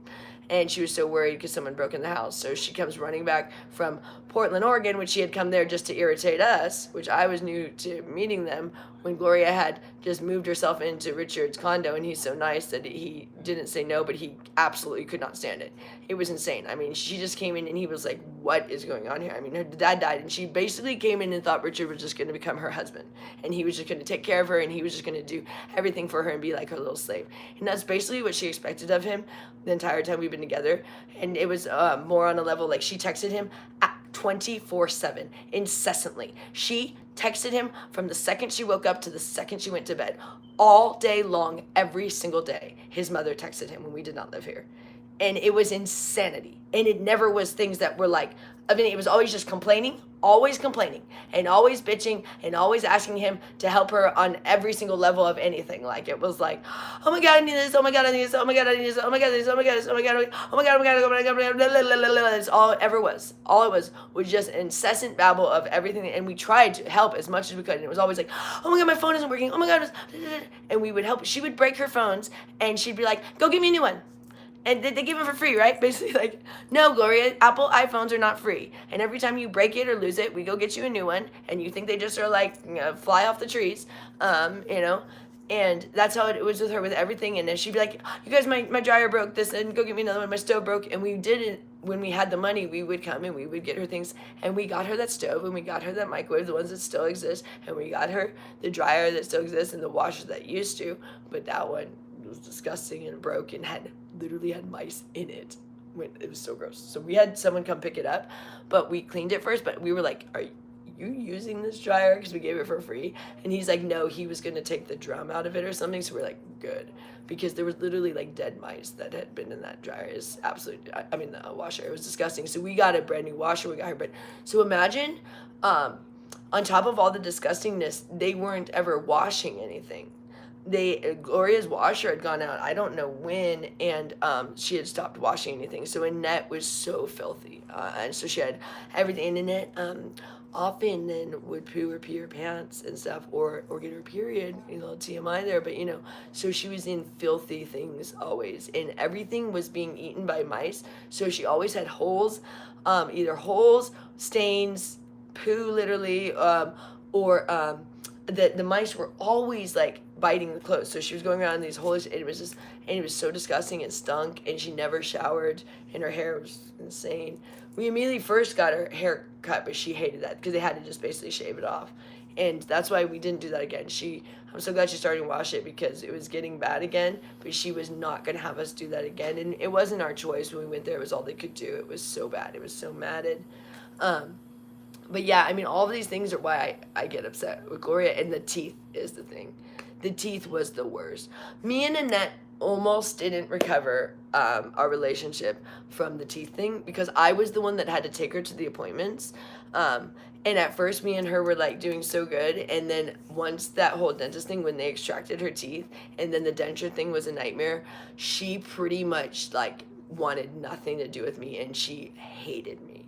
Because she associated me with her teeth being removed, so it was my fault her teeth were gone for a really long time, and so that was really hard for me because it was Gloria's fault. And I was so upset with Gloria, but Annette was attacking me about it, and it was really, really hard. And eventually, I don't remember how it kind of finally transitioned, but at some point she realized it wasn't my fault, and that was a big moment because she really, really was mad at me, and I felt really bad because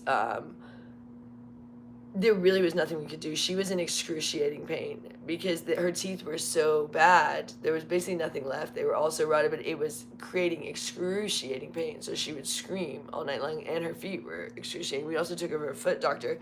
There wasn't much they could do. That's why we had to just start doing those creams, stuff which we need to do. She doesn't like it very often. I was like, and the more independent she gets, the harder it is to get her to do those things because she really just wants to do them herself. So when she's a little, there's these states of Annette where when she's off her meds, she's not going to do anything. When she's early on her meds, she's pretty open to a lot of things and you can really do a lot. But when she starts to get more on her meds, she wants to get more independent. So then it gets harder because she wants to do it herself, but she doesn't really know how to do it. So it's just kind of this thing where you're stuck. Like right now she's on this thing where she wants to feed herself. Today I felt so bad. She's not fitting into her pants and stuff, and these were pants that used to be too big for her for many years and stuff, and she gets frustrated, and we don't mind about her weight, but she doesn't like it. So it's this thing of you want her to not get upset about her weight, but then we want her to have the freedom to eat what she wants, but then she's making really poor choices, which are also not great for her psyche, because she's making a lot of choices of eating like a lot of candy and chips and things and just snacking more than eating things like protein. Like, she's literally choosing to eat snacks more than meals, because it's all night long. She goes and she just snacks. Like, I'm like, in the morning I just see so many snacks of things, and I'm like, I'm happy that she's going and getting these things, but it's making her upset because her pants aren't fitting and stuff. And I could just get her bigger pants, but that she doesn't like that, because she's always been a very active person, a runner, and she was a model, so she likes to be thin. And there is an issue there where she can get anorexic, so there's this fine line where we really struggle with her, because we don't ever want to bring up the weight with her, because we don't ever want her to go back to the anorexia. But we also know that what she's eating can really affect her psyche too, not even just her weight. Like, when she's eating too much sugar, that's not good for her mental state. So I'm really, right now, I'm like trying to figure out what I should do about that. Like, how do I step in? I need to get her more steak. She loves steak, but it's really expensive. So the more you guys help to get in that steak, that would be better, because if she could have a steak every day, that would really help. And we were trying to get her that early on, and she loved that, but it's just too expensive now.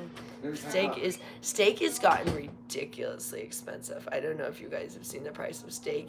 Not even if it's a conventional or organic, it don't matter. They're like, most steaks are close to $20, unless you're eating just complete garbage steak. But we try to get her some quality steak, something of a tenderloin or a New York steak or a ribeye or something, not like the flank steak. That's, get her something nice. And she really, well, also the reason why it has to be nice is she doesn't have teeth, so it has to be very soft for her to, and she loves it. But honestly, we haven't been able to afford it recently, and I know she's really, it really helped her psyche, because protein's really good for her. She loves protein, but like I said, steak is expensive, and it's her favorite thing. It's weird. She doesn't like, it's not like there's other things that she likes as much. It's like steak is what she loves. And I'm like, you like the most expensive thing. Of course, you ladies.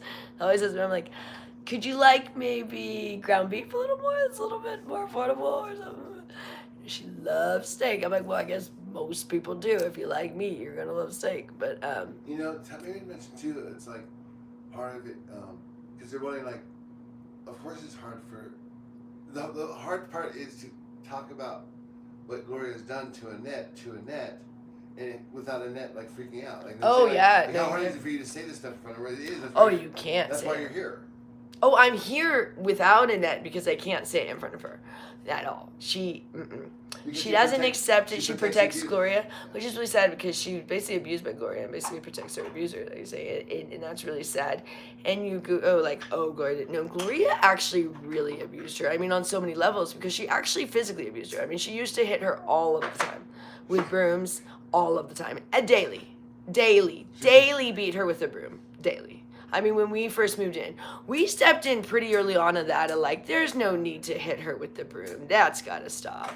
But we right away didn't step in, because it wasn't our place to tell Gloria how to raise her daughter at first. We're like, well, she's been doing it all this time.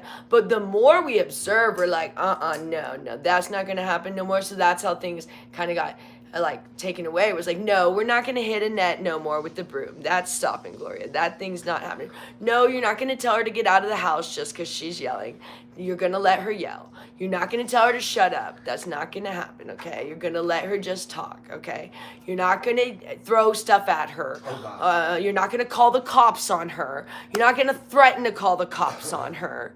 I mean, Gloria would threaten to call the cops on Annette every single day. That was a common thing.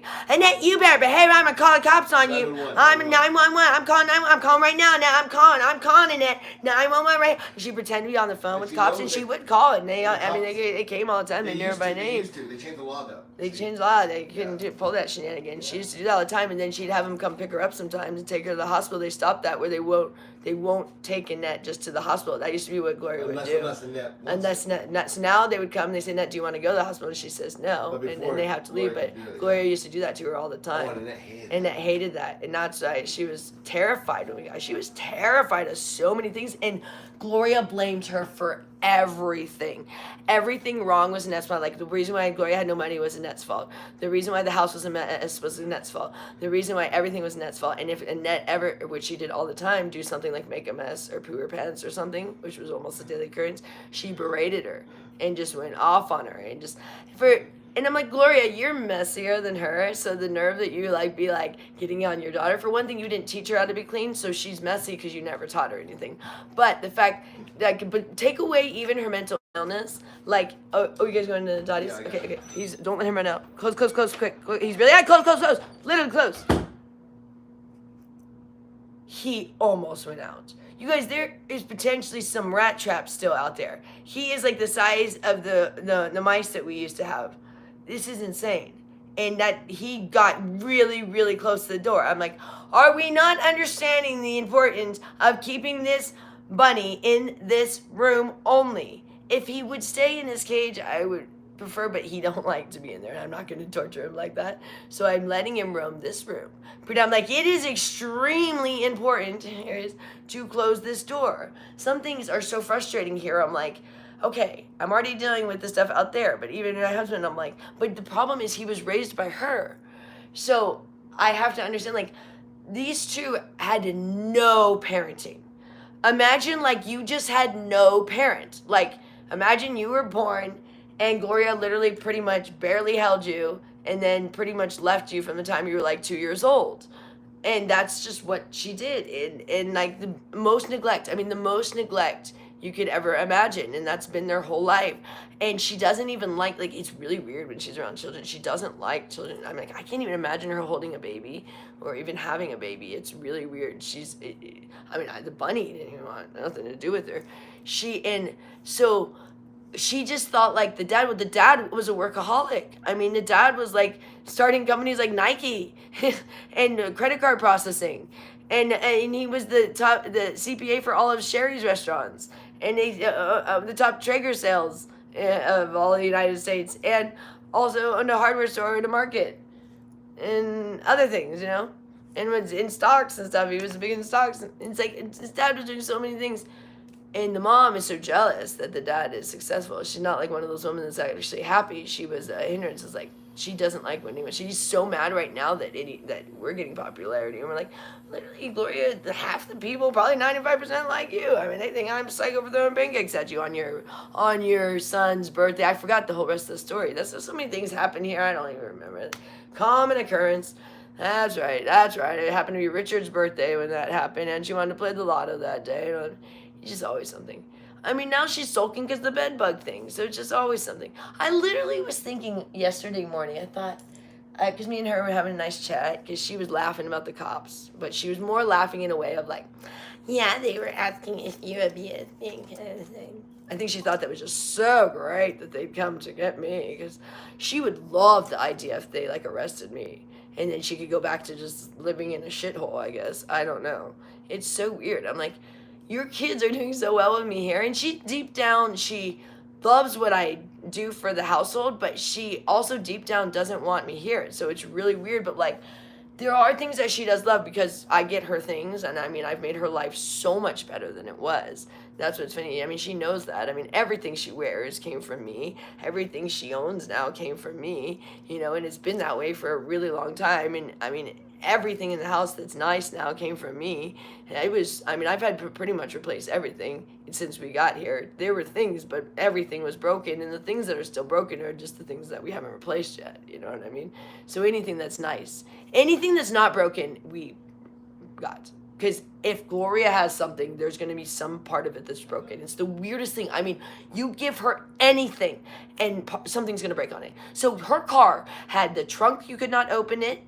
The fuel tank, you had to hold it the whole time. It would stop as if when you are done with your gas, it clicks and it's done.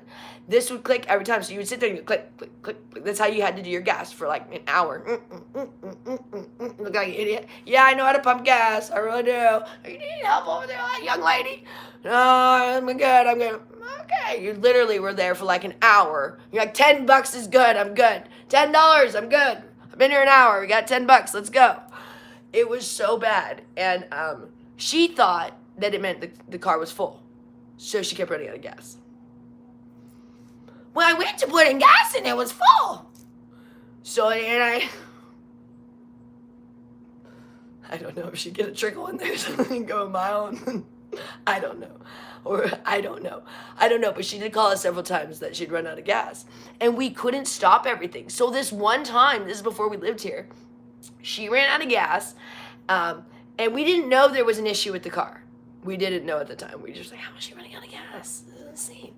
We're like, another Gloria thing, but we didn't know that it was doing that because we weren't living here. That's not until we observed her car. Oh, jeez. But anyways, so she calls us one time. We couldn't stop everything. We were working. And she ended up, the woman doesn't know the concept of a taxi or something like that, or an Uber or anything like that. So I guess she was stuck on the side of the road for like 3 hours by herself or something with no gas. And we're like, and then, oh gosh, when we finally were able to help her or something, it's like, you sat there for 3 hours? I mean, you have a cell phone. I mean, this is insane. She only called us. Aspen says hi from West Lynn, Oregon. Oh, wow, West Lynn. That's where all these turds are from. Yeah, but so she sat on the side of the road for 3 hours, and then we felt awful, like, oh, Jesus. Left the 80-year-old there. She's probably 80 at the time. I don't know, maybe 79. I don't remember what it was. But, oh, geez, then you feel awful. She's like, she sat on the side of the road for 3 hours. I'm like, oh, my goodness. She didn't call a taxi to go home or something or anything? I mean, it's ridiculous. She probably tried to call AAA, but she calls them so often because, when we first got here, she had like 4 flat tires. She had called AAA so many times, they were like, no more to come, because they'll come put air in your tire and stuff and get you going, but they'd done it like 97 times in a year, I'm just kidding, as many times as you can do. She'd maxed it out, there's a limit. Gloria finds the limit. If there's a limit on anything, if there's a limit on free food at the food bank, she found that one. They were like, I think they created the limits and created the appointments because of Gloria. It used to be in Las Vegas, you could just go and you didn't have to have an appointment, and you could, I guess, go pretty often. I don't know, Gloria would make her rounds around it. Ridiculous. To just feed the mice. I mean, I'd get so mad about it. I'd be like, does she have to go? This is before we lived here. Like, does she need to go take the food from the people that need it to just feed nobody? Because these two don't eat, So weird.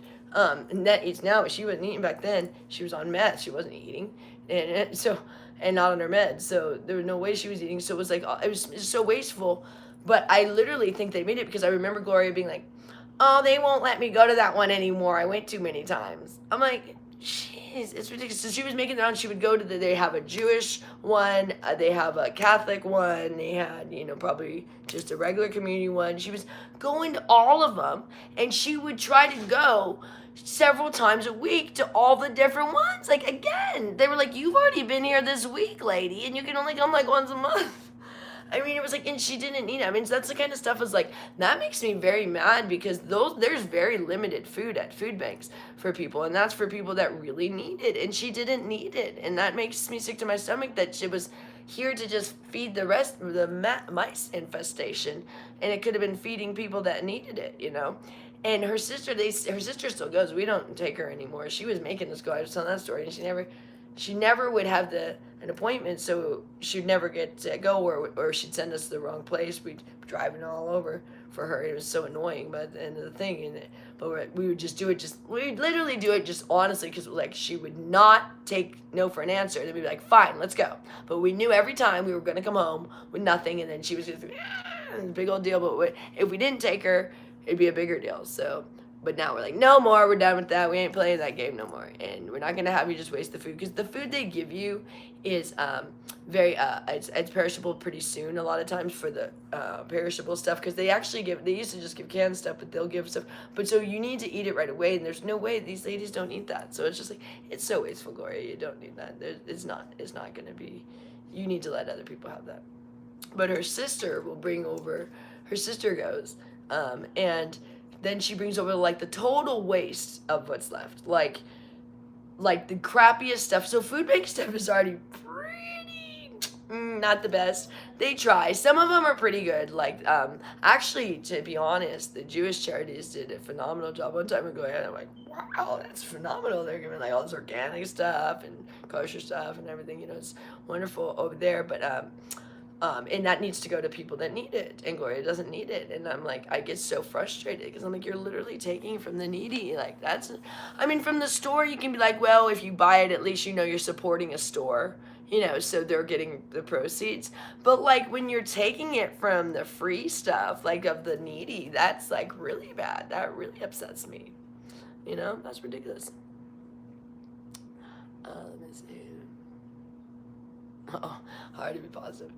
I'm actually a very positive person, but it's been very difficult around here because there's a lot of negativity around this household because honestly, when Gloria is not being negative, the whole household is positive. But as soon as she gets negative, like yesterday we were so excited.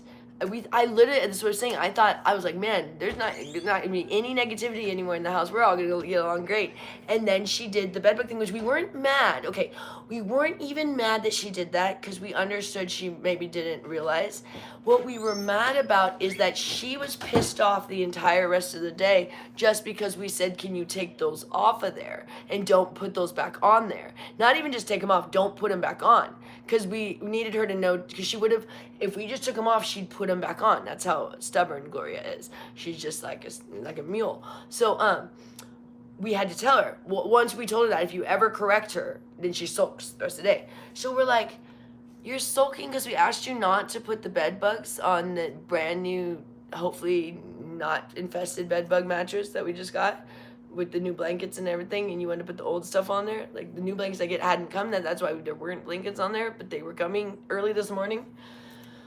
So anyways, but yeah, if Gloria could, you know, the blogging is helping everybody around here because it does even make Gloria want to be happier because she was like, oh, that's cool, you know, there's people, but I don't know.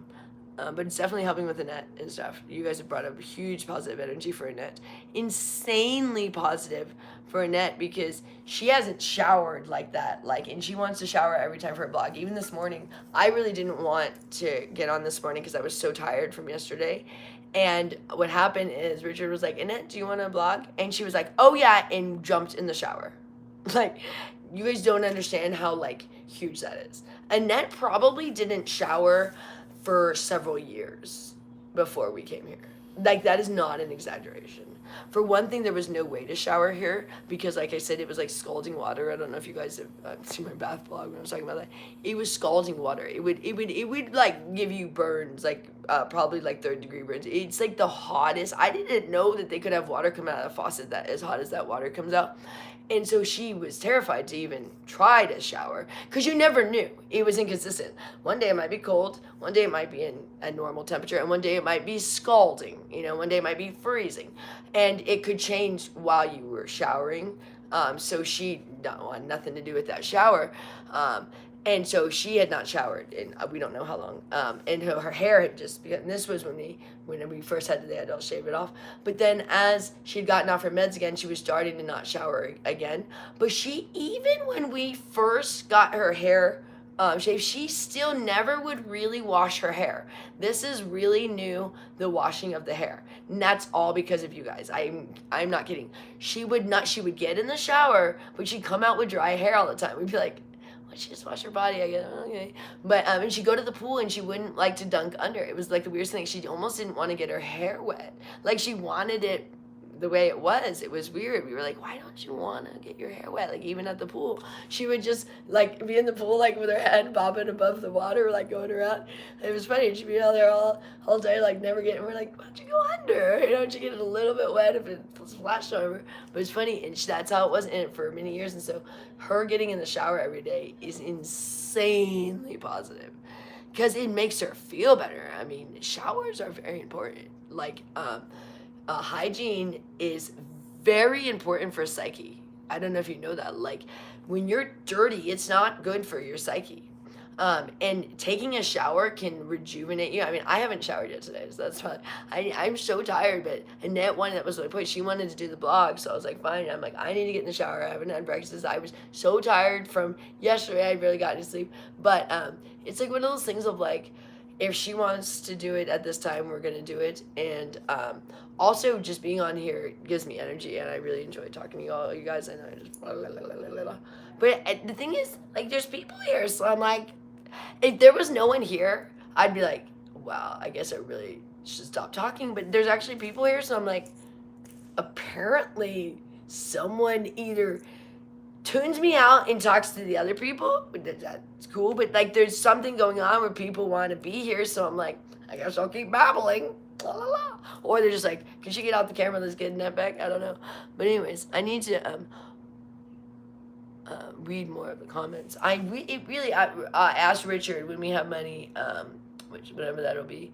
I have been able to work the last couple of days. It's been nice. Sometimes business can be shoddy and base, but he is gonna get us eventually, me and Annette, a new circle lamp, because this one literally blinds you.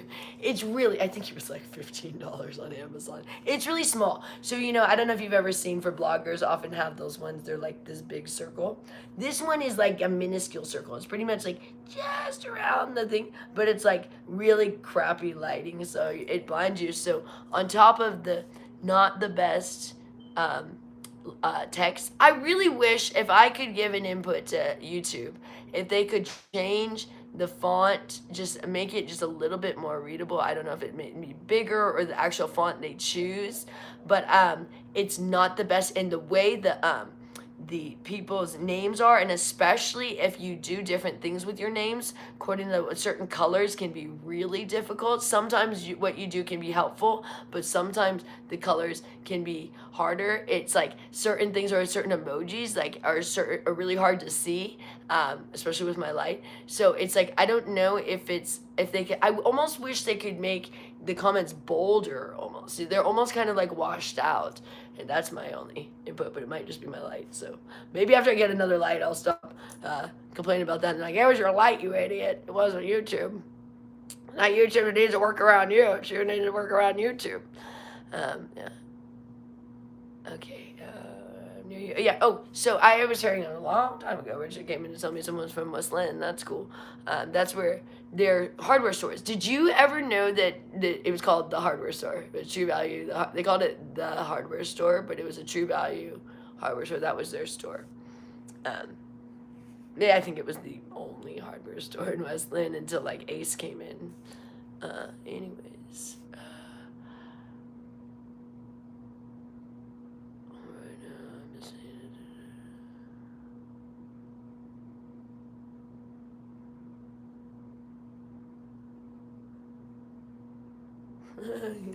System of another mister, I like that. Good. I don't know what is this? What are you talking about there? What is this?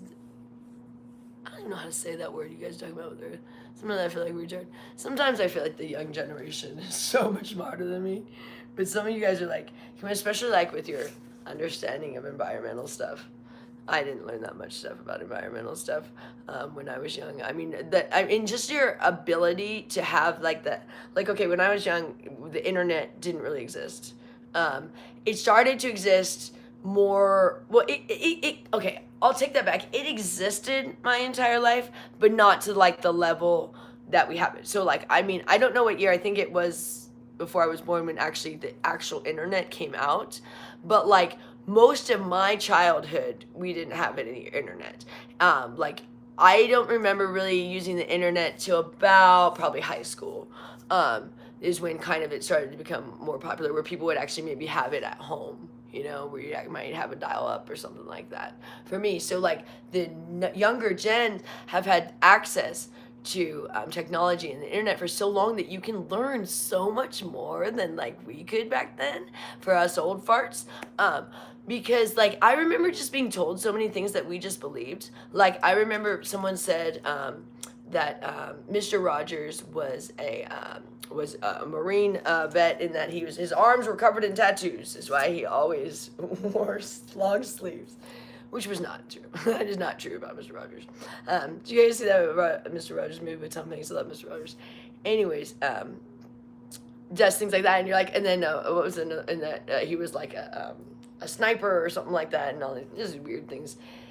And then you'd hear just things about celebs that were just totally made up, you know, and probably still made up things. But back then you would just believe things because you really didn't have a lot of certain things you could verify, but a lot of things you couldn't. So like the new gen can just be so much smarter than us old farts because we wouldn't even think to look into certain things. Like I don't look into environmental stuff now because I'm just like I'm too old to.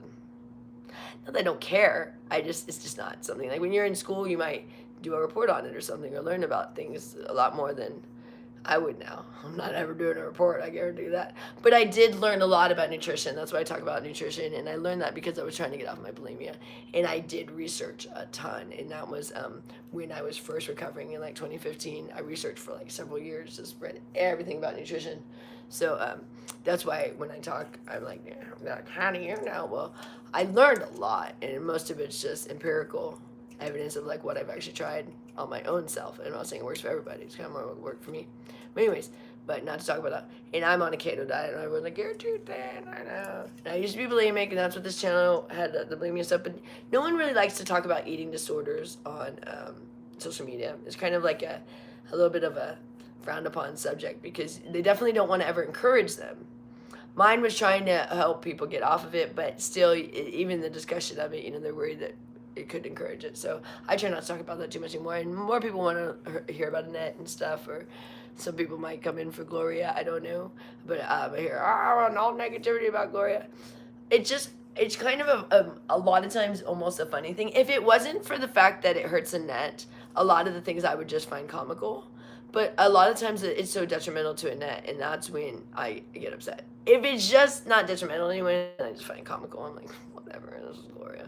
But when it's detrimental to Annette, like the bed bugs yesterday, bringing them back in the room, when we just tried to deal with the situation, that upsets me. And then it's like, we don't care that you did that. We get you made a mistake. That doesn't matter. We're not going to berate you. I don't ever berate someone or make a mistake. It's the sulking and being mad that we could even bring up the fact that there could be a mistake and then don't do that again because don't bring the bed bug nasty blankets back in.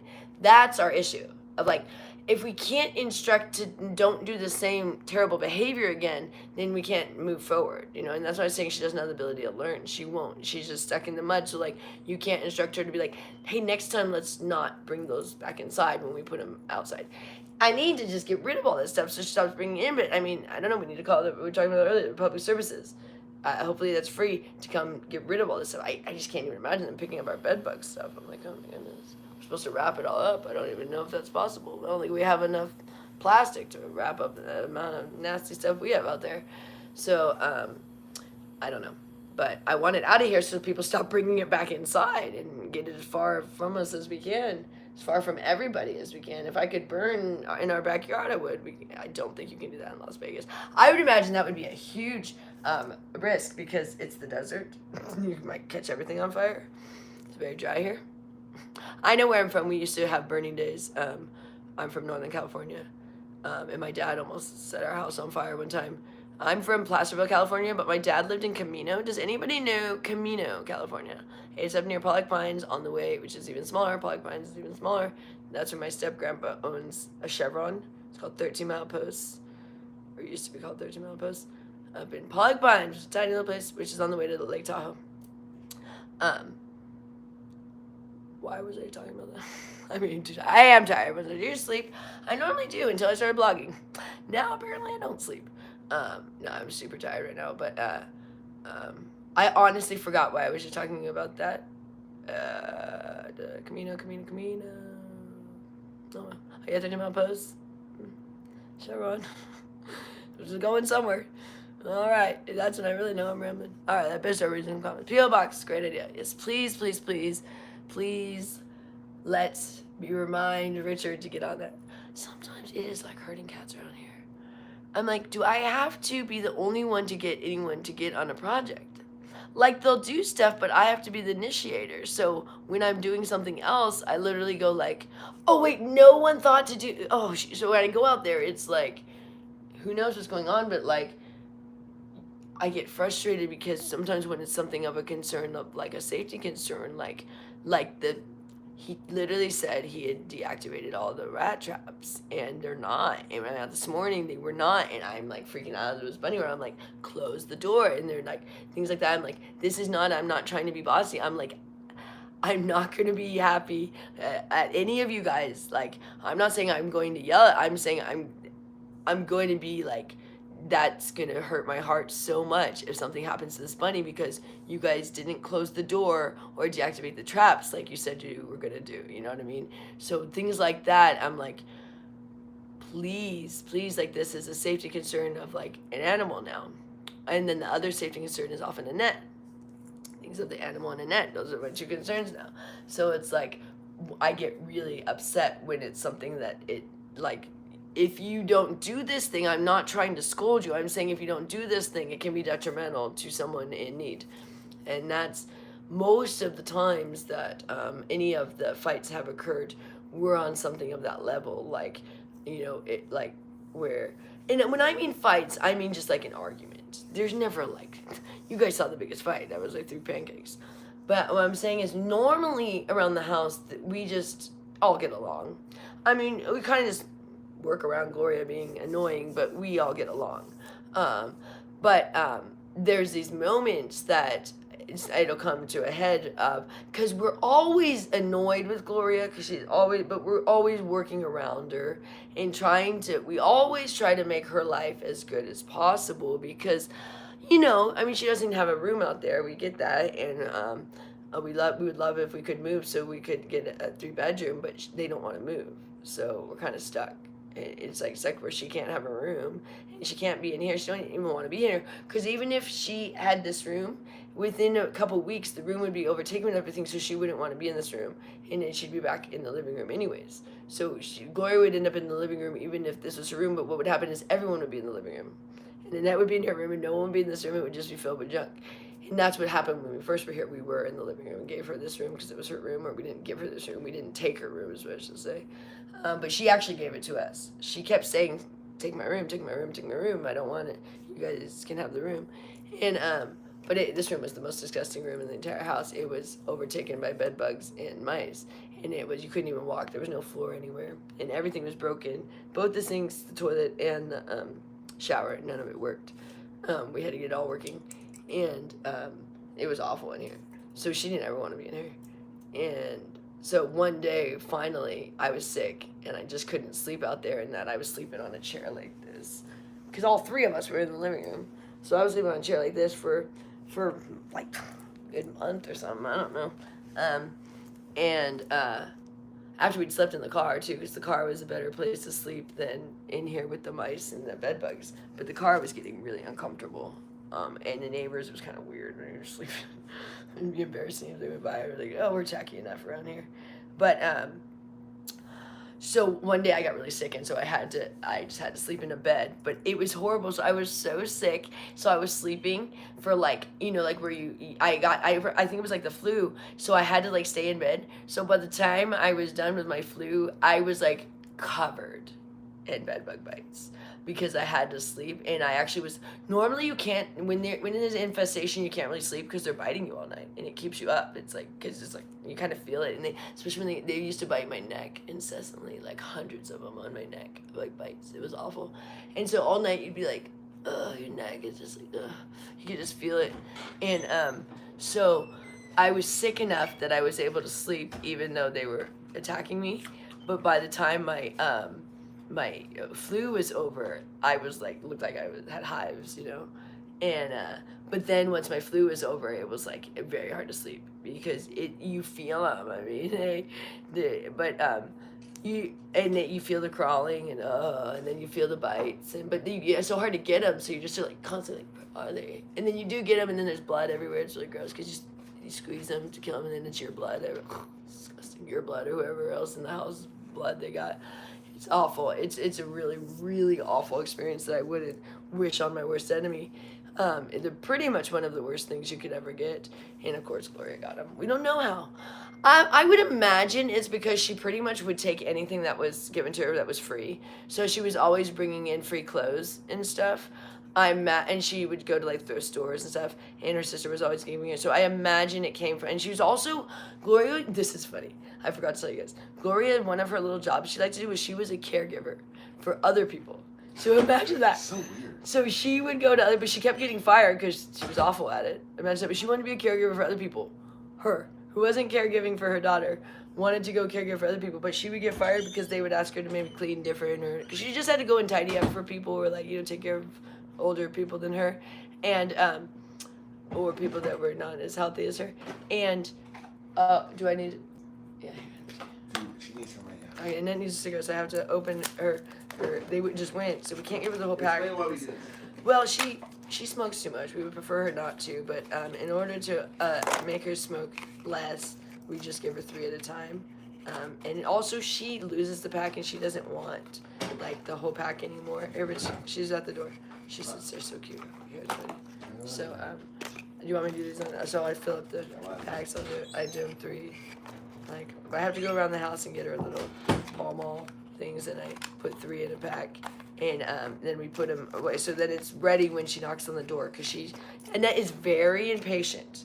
That's one thing. When she wants her stuff, we kind of have to jump. We do a lot of jumping through hoops around here with these ladies. I mean, we seriously are like, they're little slaves around here. That's the funny thing, is like, that's what's funny when people are like, you guys are busy, you don't even understand. We like jump through hoops. I make sure to like, they're not ever missing something, because as soon as like they're missing something, they freak out. Like, we don't have our cream of wheat this morning, So like literally yesterday, I had to run to the store. That's why we didn't do a vlog in the morning.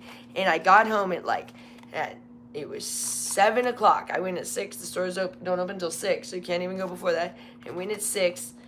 And I got home by 7. Happened to be the one time Gloria is up before 7 o'clock, right? And she was already making breakfast. And I came in and I was like, oh, Gloria, sorry, here's the cream of wheat. Oh, good.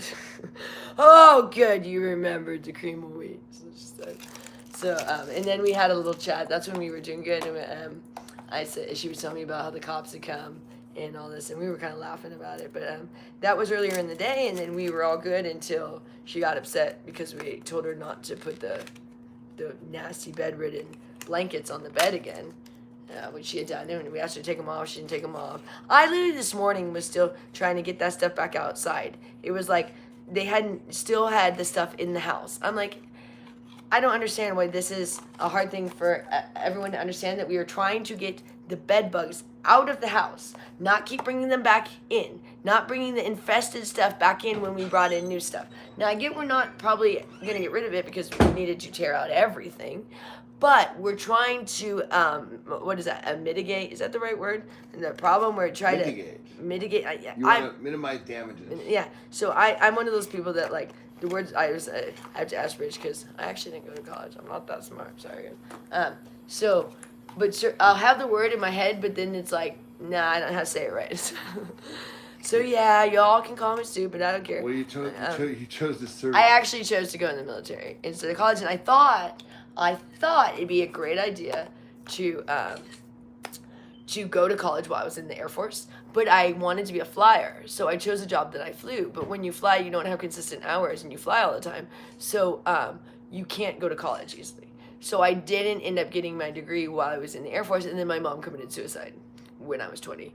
So then I did try to go back to, I tried to do something, so I had done a little bit of college when I was in the Air Force, but I kept missing my classes because I would have to fly, and flying always came first. So they wanted you to go to schooling, but schooling was secondary to your military job. And I was an airborne surveillance instructor on the AWACS plane, which is a surveillance plane. I was stationed in Oklahoma City. So, and when my mom died, I did a little bit of classes, and I was starting to get back into school, and then my brother died. And literally the reason why, it wasn't just that he died, it was I had to go to the funeral, and so I missed my finals and stuff, and so I didn't get to and I missed like 2 weeks of like the end of the classes, and so I didn't get to finish my classes, and then I was like, well, forget it. And then it was a lot of emotional stuff with the family. So when my brother died, it was actually a stepbrother. So my dad didn't care that my mom died because he had left her and with the lady that he was still with, and they literally said, we didn't care your mom died. But then when her son died, like the whole world was supposed to stop, which I loved my brother. I mean, I was really close to my brother, but it ruined his death because they were so like, pay attention to me, after they literally said, I didn't care your mom died. So that's where a lot of the conflict went. I don't really talk to them either. But anyways, sometimes I get on these tangents. But Air Force, yeah. Anyway, so I didn't get to go to college, finish it. Because one of those things that, like, and then I didn't want to labels. go anymore after I was older. It was like I just didn't want to go back to schooling because you get to a point that your mom was dead. Well, no, I said I went after my mom died, but then my brother died, and then I didn't go back after my brother died. Oh right. That's hard to keep track of all that. Yeah, so my mom died in 2005, and I went back to school after that. So I went to school. Okay, I was a straight A student in high school, and I was like a valedictorian in junior high. I was in cheerleading, track. I did everything, yearbook, everything. I was like the stellar person. You know, I was Airman of the Year in the Air Force, Airman below the zone, everything. You know, undergrad, everything. I was like that stellar person, and then my mom killed herself, and everything kind of went. But then I was getting back on track. She killed herself in 2005, and I was starting to get a little bit on track. And then my brother died in a fluke motorcycle accident in 2008. So 3 years later, and he was my stepbrother, but I grew up with him my whole life, and I loved him so much just because my dad and stepmom are assholes. I love my stepbrother, and I also have an autistic stepbrother who I don't get to see now because I don't talk to them, and which sucks because I always loved my brother.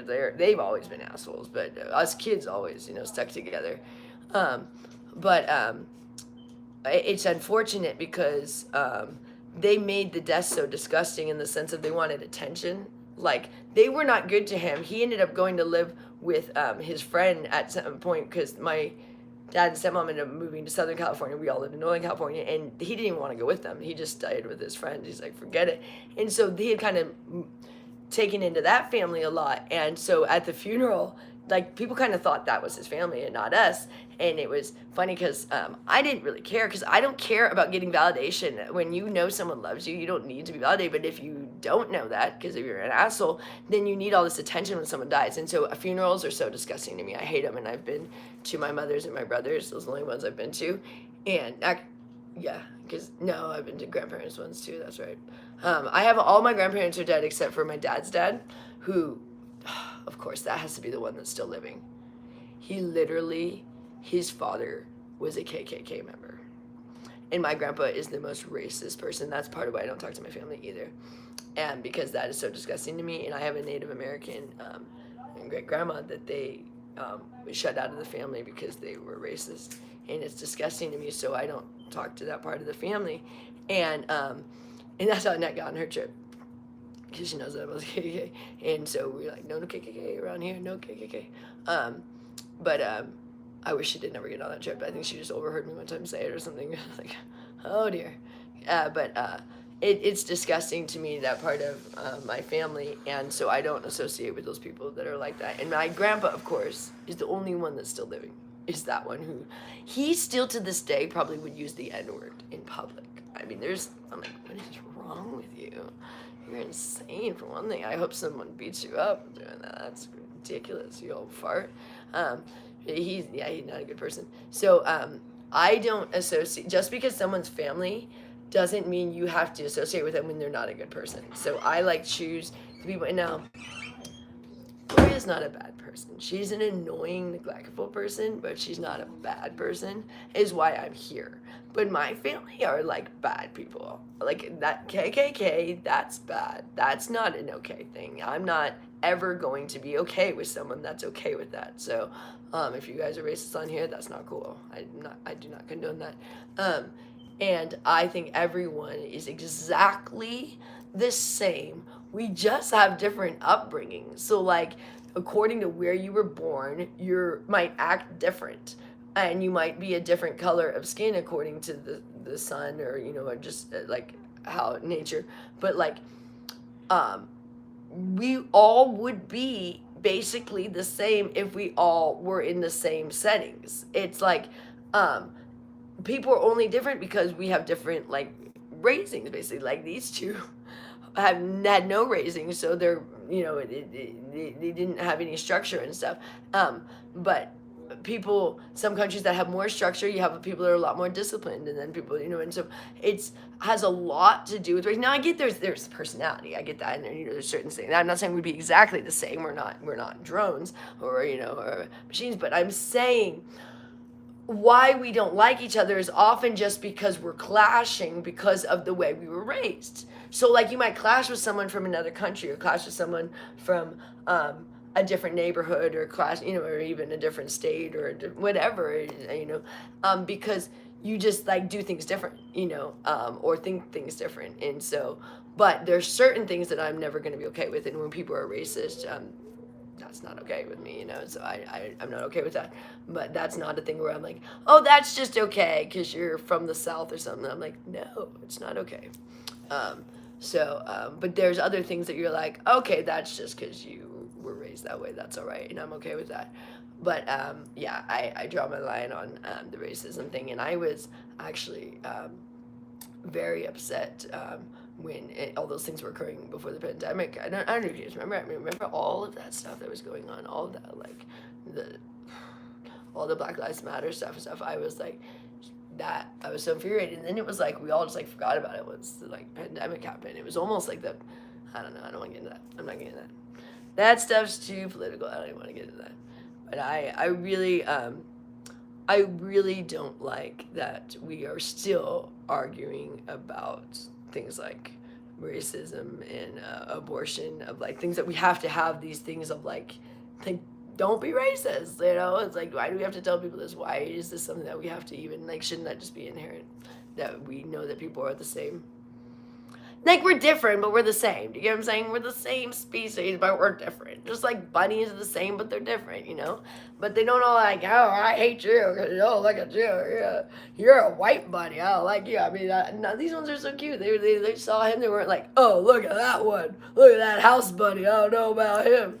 You know, I mean, I didn't put him out there with the bunnies, but you could tell they were like, oh, kind of looking out, you know? They're not like, I mean, maybe they are. Maybe there are little racist bunnies out there. What do I know? But I wouldn't think animals are that way. So it's just weird that we're that way. I don't know. I don't know why that started. I don't know why it was like, oh, since you're from that country or I'm from this country or whatever, like you're lame and we're cool. And like we're going to fight. I mean, I know there was argument of like land, a lot of things, but still, it's just this thing of like, I don't get this. I don't know, I don't understand the war thing. And you go, oh, you went into the military. But I went into the military because 9/11 happened. And my mom was from New York. And I was really upset about that. And I wanted to be a pilot. And also, I was living with my stepmom. And I was going to go to college first. And then I thought I'll go into the military because I want to become a pilot. But she was so mean that I was like, I'll just go in the military now. So I actually went into the military at 17. I graduated high school a year early. So I was in the military in the Air Force when I should have been a senior in high school. So there was like several reasons, but it was 2012. I went pretty much a year after 9/11. I joined September 24th, 2002. Did I just say something wrong? 2002. So right after 2001, 9/11. So it was almost a year to the day of 9/11. And I actually joined 6 months prior to that because I did the delayed entry program where you join and then they were waiting for me to graduate high school early. I was actually joined 6 months before, when I was a junior in high school, before I was even, so then I was in the Air Force when I was 17. My parents had to sign for me to go in the Air Force, but anywho, the point is, when I was in the military, you meet people from all over, and that's what makes it so fun, because people are so interesting, like from different places, because that's what I'm saying, they were raised different. So it's like, even people use different words. So like, the big thing that everyone knows is a different way to say, do you say soda, do you say pop, or do you say Coke? You know, and it kind of depends on like where you're from, or do you, like little things like that. And so those were like the little games we play when in the military, and those are like things that are cool, that are like differences of people, you know? And, but it's really just like where you were raised, how like which thing you say. That's not a like, oh, you're so different than me because you say pop. It was like, no, you were a kid. That's probably the way your parents said it, and that's what I'm saying. A lot of things are like that, which is what you're used to. So when someone does something that you're not used to, like when I first moved in here, well, Gloria almost always does something you're not used to, but everything they do is what I'm not used to, and so. At first, it was very, very frustrating, and it still is frustrating, but then I try to be accepting of their differences, but some things are just too much. But of course, I've adjusted hugely. I mean, look at, I'm sitting here in this bug bed infested place. That's not where I would want to be, you know? and my bunny is pooing in his food bowl that he eats. I don't understand this concept. Like, I don't know why he has this obsession. I have to keep cleaning the food bowl thing. But he poos in it while he eats. Is that what bunnies do? So I have a cage that the poo could fall through the cage. But instead he likes to sit in this little bowl I got him. Like it's a little animal food thing. Sit in it like all small, like with both his little things. Eat and then poo while he's eating, but he's eating pellets. So I'm like, how do you know the difference? You're gonna eat a little poo pellet there. You're eating like his bunny pellets, but you're gonna eat a poo pellet. Anyways. Alright, I am actually really getting tired. I need to have breakfast, and I need to take a shower. So I'm probably going to jump off here pretty darn soon here, you guys. But this has been great, and Annette's clearly back. We got all the cigarettes, all set. Oh, so we need to get the P.O. box. We need to get the Amazon wish list. If I could ever stop blogging, then I could have time to do these things. But when I get off here, I start cleaning and cooking. And this room I have to do today. I can't take it anymore because of the bunny. There's like hay and poop pebbles everywhere. And I haven't been vacuuming because, well, for one thing, I don't trust Richard to just hold him when he takes him out there. So I'm going to have to move the whole cage because I'm like, I don't trust you're not going to let him down. And then it's hazardous out there. So I haven't been able to vacuum because the vacuum he hates. That was no go. I'm not doing that again. But I'm like, I'm going to wheel the cage out because I'm like, I'm not going to trust, because if you hold him, he might jump off his shoulder and he might not even be able to control that. And there isn't really a room in this house that's safe other than this room. Like, there isn't even another room that the bathroom's not safe. Because the other bathroom has, like, the bottom doesn't have anything, and there's, like, who knows underneath the sink, like he could really get hurt. There's stuff under there. I wouldn't even go look under there. I don't even know. And then the other little office room has actually literally a hole that the mice go through there to the garage. So he could actually get into the garage, which isn't an office. It's a utility room that we turned into Richard's office.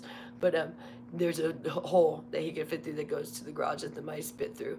And then he'd be in the garage, and then there's nothing safe in the front there. That's where all the mice traps are. So I'm like, I can't even clean this room because I'm so scared to take him out of here. So I'm like, I'm going to wheel him out in the, I'm going to have Richard hold him for 5 seconds while I I'll leave him in here, wheel the car thing out, and then put him back in the thing. That's what I'll do. Literally, these guys, I can't rely on them to just, I'm like, even Richard, because I'm telling you, they're raised by Gloria, not to respect Gloria, but if your mother never really taught you, what happens is they don't pay attention. That's the issue. So, like, you need to teach children to pay attention, because that's how you teach children safety. Like you say, watch where you're going, look both ways and stuff. But if a mom never teaches children, like, simple things like that, it can be really detrimental, because then they just really don't pay attention and they can really hurt themselves. Like, I remember when I first got with Richard, I mean, he was older than me, but I had to sometimes treat him like a child, just like, watch where you're going. I mean, just step in front of cars and things like that. Like, sometimes even, because it's weird that you can go pretty far in your life and still, because especially with technology, basically you can get around and still, like, before we had technology, you had to be pretty street savvy to survive, like, and basically everywhere in the wild, but now people don't have to be very street savvy and you can get around, you know what I mean, and we make it pretty safe for everybody. So but most people have a pretty, at least small level of, like, your mom taught you, like, be careful. Gloria's favorite thing to say is be careful, but with no structure, just be careful, be careful, be careful. We're like, that's not that helpful for a child, because you need to tell them what they're to be careful for. She doesn't even say what, she just says be careful. Like, if you're doing something, her only input is be careful. But for a kid, she never says, like, oh, don't, or look where you're going before you cross the street. It's just be careful. So that's all she ever said their whole life, and she still says it all the time. She always, when she comes in, her contribution is be careful. I'm like, okay. It's amazing. So I'm not a parent, and for you guys that are, just remember, like, it is so important to teach, like, things to children, because it's so much harder to teach an adult something that should have been taught as a child. So the more a child is neglected, the harder it's ever going to be for them to learn, because kids are like sponges, and especially with language, like, they could have picked up Spanish like that if their mom had taught them when they were kids. Kids can pick up language so easy. He's chewing on all of her cigarettes now. I have, like, all of these children around here now. My bunny is obsessed with Annette's cigarettes now. You see him? He's gone. I need to get them back in the drawer. Hold on, I have to go do this. I don't want him chewing on cigarettes. That's just the hazards of this place. That's ridiculous. But so let me go put them in the drawer real quick. About 5 seconds.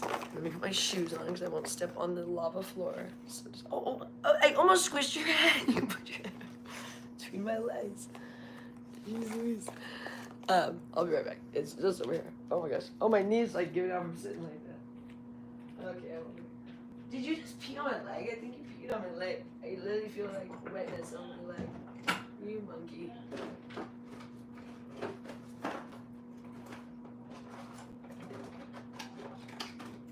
Yeah, I remember. Oh my gosh. Oh, jeez. I almost stepped on you, boo. Okay. Oh, he peed on my leg. He comes over and you think he's being like all sweet sitting next to you, and then all of a sudden you're like, oh, why am I wet? How do you get a bunny to stop peeing everywhere? I don't even know how you're supposed to potty train a bunny. Apparently they can be, but I don't know. I mean, what do you do? I don't know what to do with it.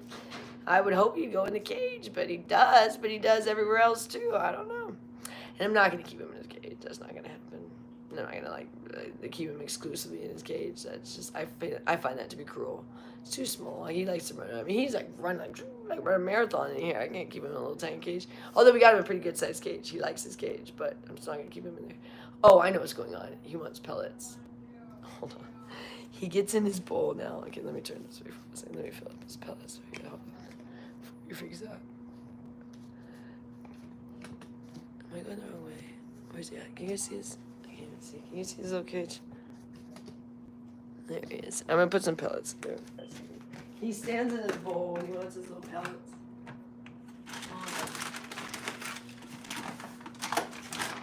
Let's get your pellets. He's so funny. See how dirty it is in here? Oh, okay, see the floor. He's his little bowl. He likes to chew in them. But it's his little pellets.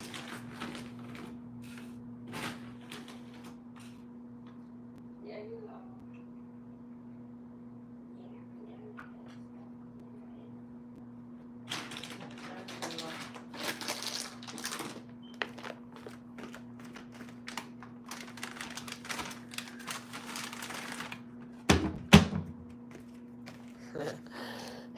go.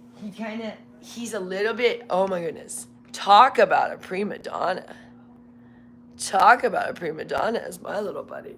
He is just like, he'll be like clicking his bowl when I'm like, excuse me. He does this thing, he taps his little bowl and this thing. I'm like, oh, let me get right on that. Excuse me, princess. But anyways, I really do appreciate you guys, and I'm gonna get better at reading the comments. I've been a little bit giving a little bit of a lot of the backstory, but the more people will kind of know what's going on. I mean, I know there's always new people, but I don't think I have to every time tell every single thing, because I feel like, if you really want to find out some of the stuff, you could go back, and I'm not gonna have every blog be like, let me hash out everything we just talked about in every other blog. That make no sense. So, but occasionally you gotta reiterate things because you got new people coming in that are like, what's going on here?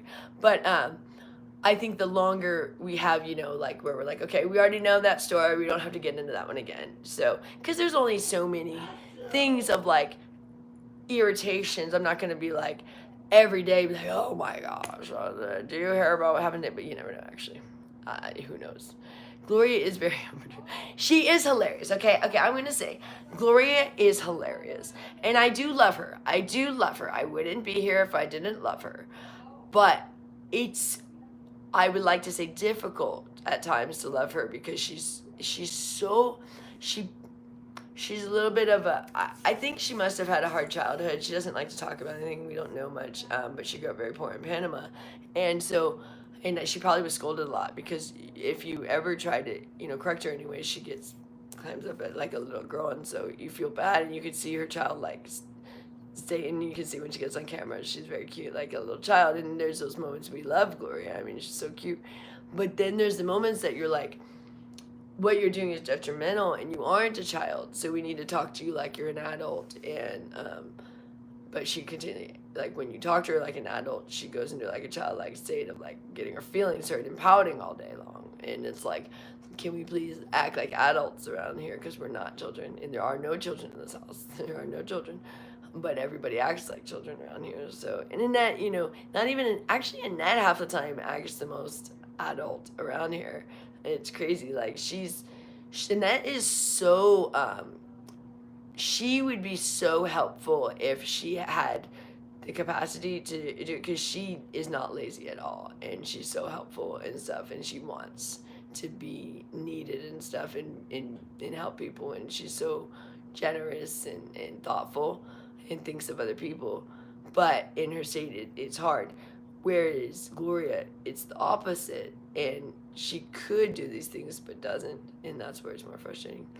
And where like Annette wants to do these things, like Annette wants to help so much. It's so sweet. Like I've been trying to let her help. Like when I don't know if you guys saw when we were doing her room, she wanted to help, so I let her vacuum a little bit. But then of course I needed to finish. But then you kind of feel bad because you're going after her, and then she kind of feels like she did it wrong because she's so. But you're like, she didn't, But so you feel it's kind of this hard thing because you don't want to like make her feel like you're having to do it after she does it, like she didn't do it right, but she doesn't usually finish something. Like with the bedbugs, you're trying to get rid of them, she kind of just vacuumed a little bit.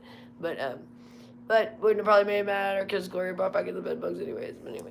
And we didn't fully get rid of them, but we're really trying to keep it lower level of bugs that bite her. That's literally about the situation that we're keeping out here. That's what we have going on here, and it does make a big difference.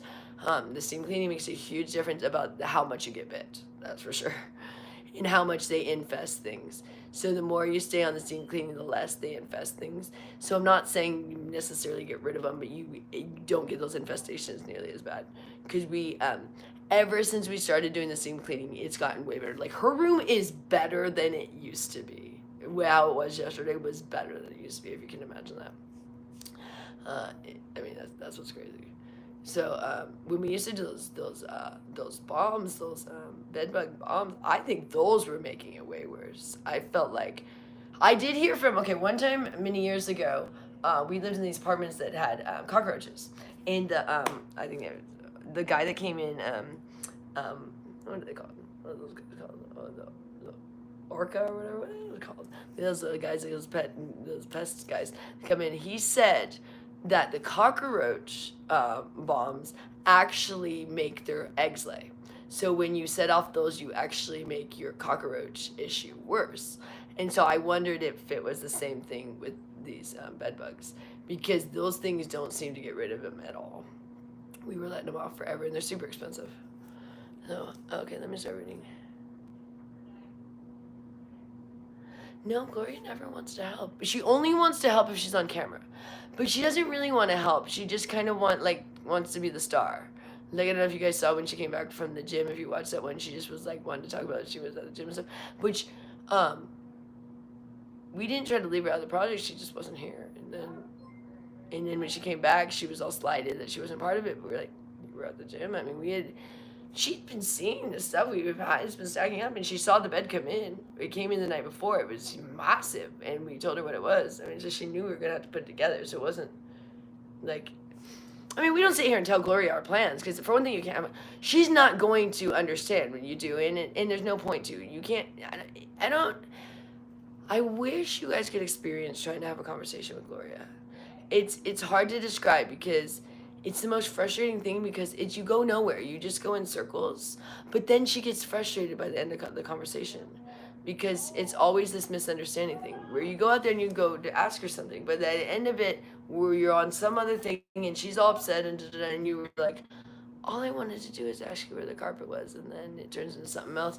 Because especially if you're ever asking her, she always thinks you're being accusatory or like she did something wrong. When usually we're just like, where did you put this thing? We're not mad. We just literally like don't know where it is. But then she'd be like, I don't know. And like, oh no, we're not. I mean, it's like you literally move the stuff. So we're just asking you, but we don't know how we don't know how to find the thing because we try to look for it without having to ask her. We're not saying you even did something wrong. We're just saying, where is it? But then it becomes a big thing. And this is an everyday thing because she moves everything all the time. So we have to lock our bedroom door when we're not here because she'll come in here. And this is the only room that's safe from Gloria moving stuff and losing stuff and ruining stuff. And so we had to lock it because she'll come in when we're gone. We lock it. And I mean, it's not like they can't come in. We crawl through the window. There's no key or anything. They just won't do that. But she'll walk in if the door is unlocked. So I have to go crawl through the window every day to come to her because we don't have screens. Those are non-existent around here. That doesn't even have windows. Talk about screens. That would be a luxury. Oh my goodness. We do have screens. They're on the garage and broken, but... Annette's window is the next project. Someone was asking it. That needs to be the next thing. Because on so many levels, her window, it's because even for the whole budget of the family so we could help her get other things is the electricity bill is insane when you don't have windows. It's insane with our heating and air. It's just getting sucked right out the windows, the non-existent windows. But I did try to get a little bit of insulation of duct taping. That was because one day it got so windy here in Vegas. We had this insane windstorm that those doors were going to knock over that thing she has. It's a very heavy cabinet, and it got so windy one day, and it scared me so bad. And we had nothing to there was nothing we could do that night. It was so windy, so I went and grabbed all of the tape we had in the house, and I just started taping her door because everyone else was sleeping, no one else was helping. As the thing almost knocked her, it fell on her in the middle of the night, and so I went and I grabbed it, and she was terrified. It scared her. It used to fall on her all the time, by the way. Gloria would just prop up stuff and it would fall on Annette while she was sleeping all the time. But this hadn't happened in so long because I think we had it really set up nice. We just put prop doors to try to cover the windows because they're broken.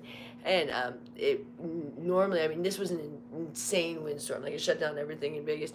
But it was going to take down her whole dresser thing. And so I got all the duct tape I could find in the house and just started taping in the middle of the night, and it held it, and it was so windy, and it would hold it, and the duct tape would hold it, and it was all night was checking on her because it scared me and it scared her, and Richard and Gloria of course slept through the whole thing, but it makes her cry. It's just awful that she gets so scared of things that she shouldn't be scared of, that thing used to fall on her all the time. Gloria would have things propped up and it would fall on her while she was sleeping and stuff, because the wind picks up and comes roaring through her non-existent windows, and so anything that you have propped up to block the window gets knocked over.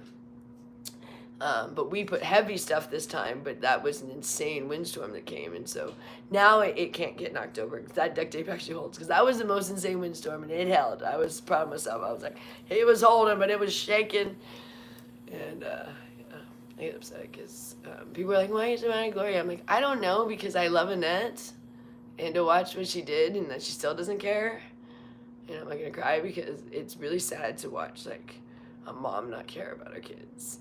And that's why I throw pancakes at her that one time, because that morning was her son's birthday, and she was bitching that we didn't take her to go play the lotto after the reason why we're here in the first place is because she spent all the money on the lotto and gambling and neglected her kids, and once again didn't even know it was her son's birthday, and was bitching about the fact she even had to make the pancakes in the first place and told Richard to make it on his birthday. And that's why I was you stupid pancakes, and that's why I threw him at her that day.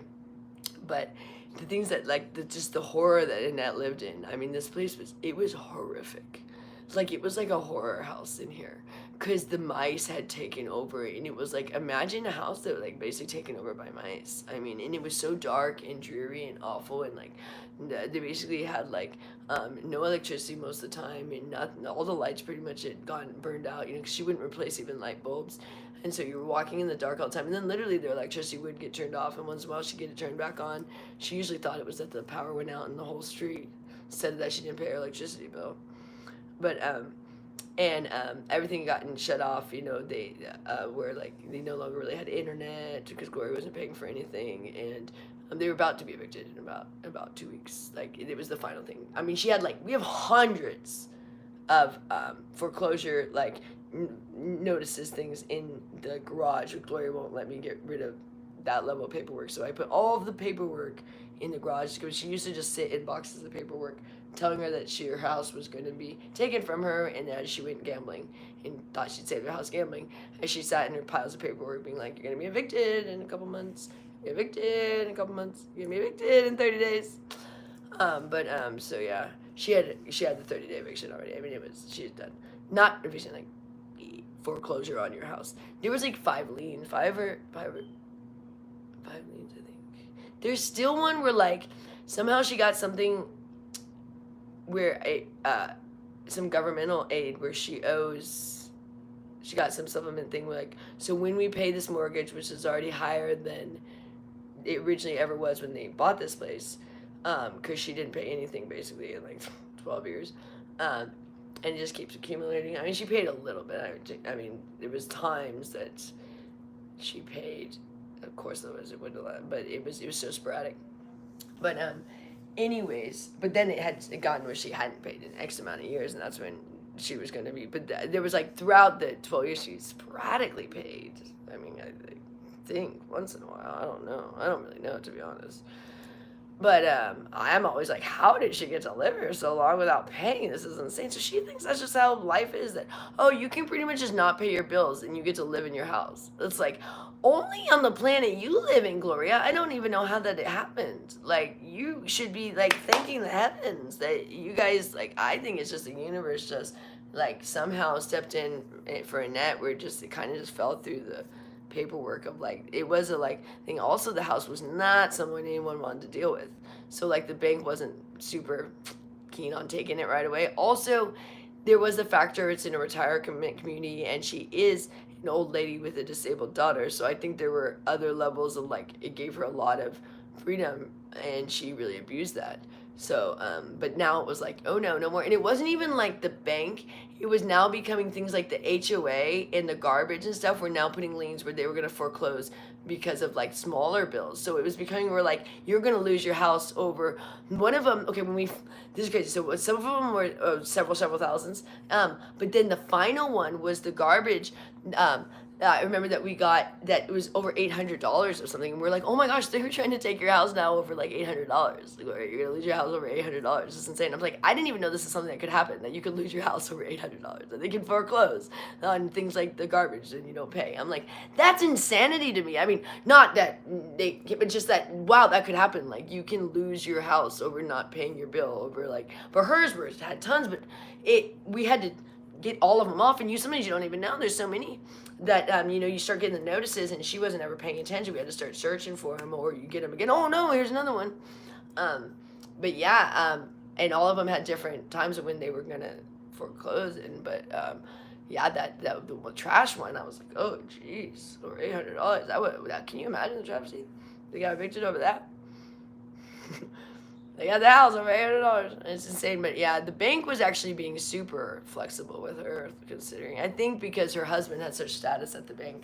I mean, Richard's grandfather was, I think, like the president of like U.S. Bank or something, and that's where she banks.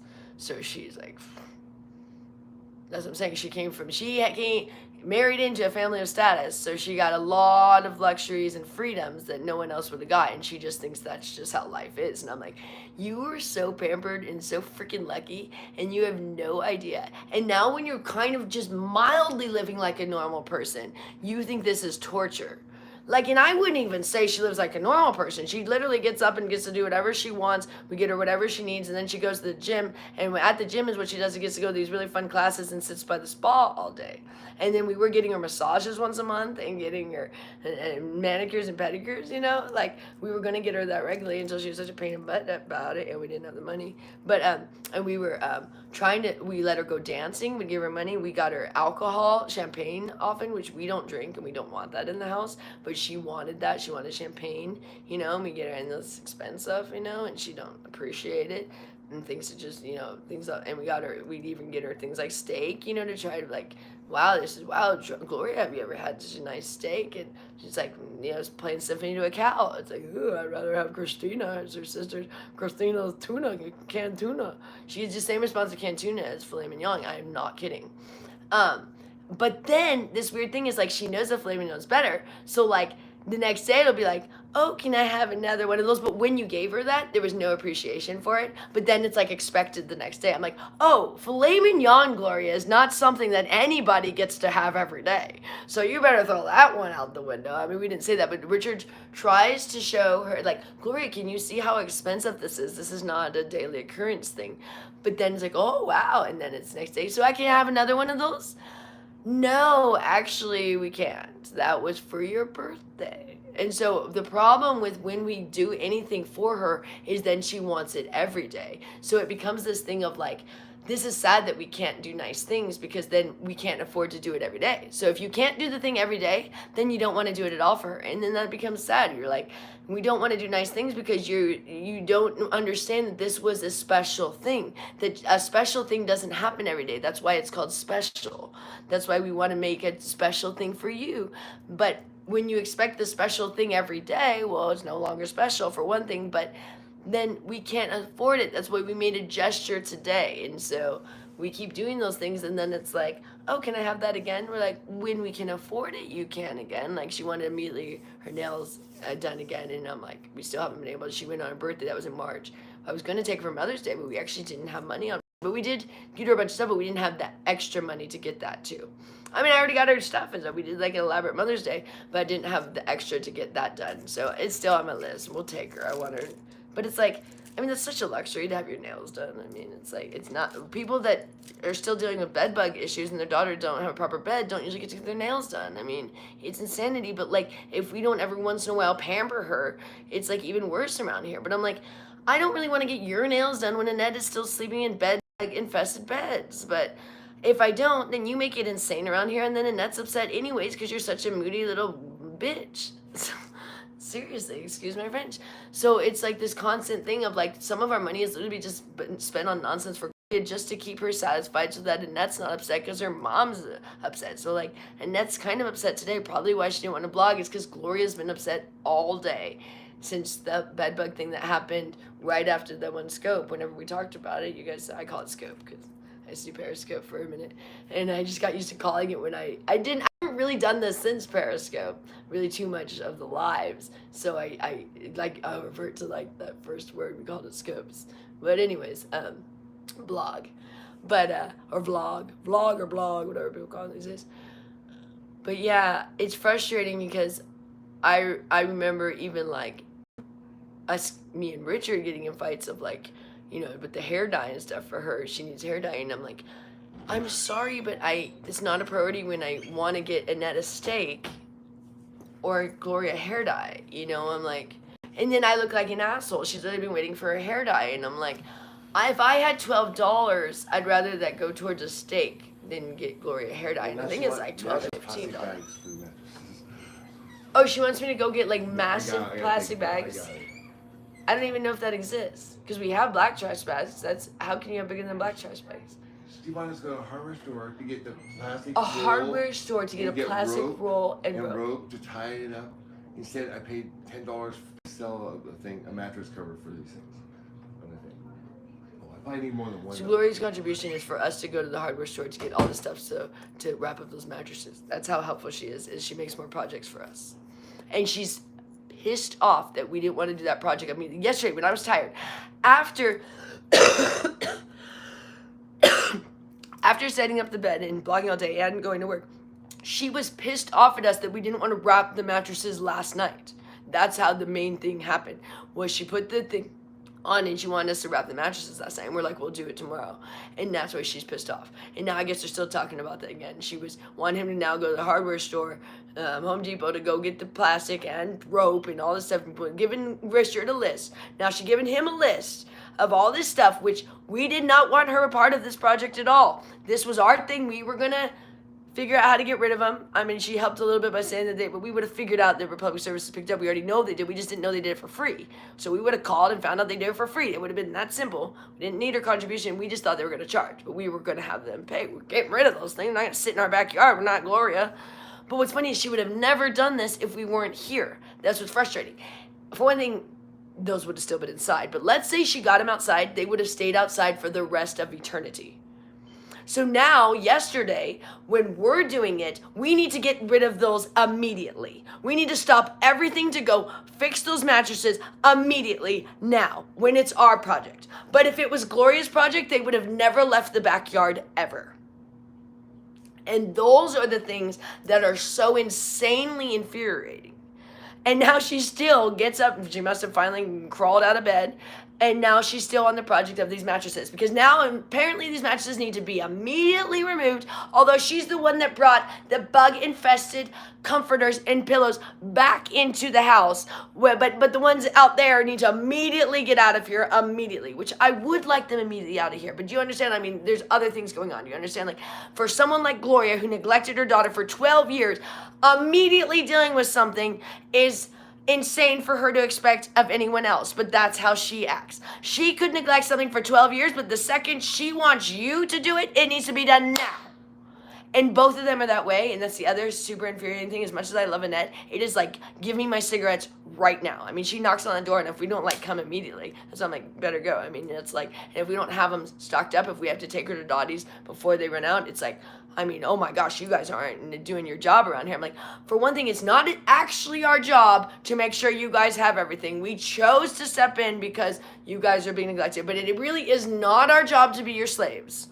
We're taking it on, but it really is not our jobs, and it'd be helpful if we just got a little appreciation instead of expectance of being your slaves. But with Annette, I do it, but when Gloria does, I still do it, but I get a lot more irritation because Gloria has the ability to do what I'm doing. She chooses not to, Annette doesn't. So I don't mind ever doing anything for Annette because she can't do it herself, but Gloria can. But I still do it because I do it for Annette, because Annette likes a clean house. And so do I, and so does everybody. But especially what I would do if Annette didn't care is I would just let Gloria deal with out there. You know what I mean? I'd be like, deal with the kitchen yourself, because we don't go out there anyways. But Annette cannot stand that kitchen being dirty. She hates it dirty. So I clean the kitchen that I don't use for Annette. I don't care if Gloria wants to live in feces out there, if that's how she wants to live, if she's going to be mad at my cleaning, I do it for Annette. Because Gloria, I fight her about it. I mean, she literally doesn't want me to clean. It's the weirdest thing. I'm like, I don't understand why you want to live in rat feces and disgusting dishes. I don't know why when someone comes in to clean, why you don't want that. But that's fine. But I'm not doing it because of you. I'm doing it for Annette. So I don't care if you don't want me in here. I'm coming in here anyways. And Annette always, when I come in there, when I'm cleaning, she goes, oh, good. Her favorite thing is, oh, good.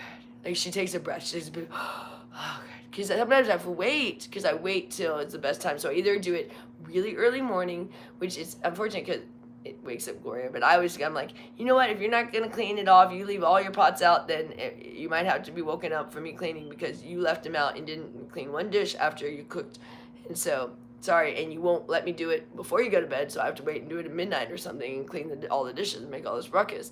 But it's the only time that she gets on, and she'll half the time jump up and be so worried I'm throwing out something, which I am always, because she makes so much food that it always rots. So like I throw it out before we get to the rotting stage now, because I don't want that to happen. So it's like no one's ever going to eat that after. Annette doesn't eat leftovers. So that's the other beautiful thing. Annette hates leftovers, and Gloria will never throw out a leftover. So there's no one that's going to eat the leftover. So every leftover needs to be thrown out. But when I throw out a leftover, she loses her mind. And we're supposed to never throw out leftovers. They're supposed to just stay in the fridge until hell freezes over. I don't know. Until the fridge is so full that she has to pull out some stuff. That's when she would throw out things. But usually they didn't even get thrown out. They probably ended up just on the counter or something. Stuff that's perishable would just be on the counter now and the mice would eat it. But I throw out leftovers right away because there's no point for us to keep them and for them to just fill up the fridge for nothing, because Annette will never eat them. And the other reason is if there's a leftover, Annette will try to heat it up for Annette. But Annette hates, did I say Annette? Gloria will try to heat it up for Annette, but Annette hates leftovers. Like, hates them.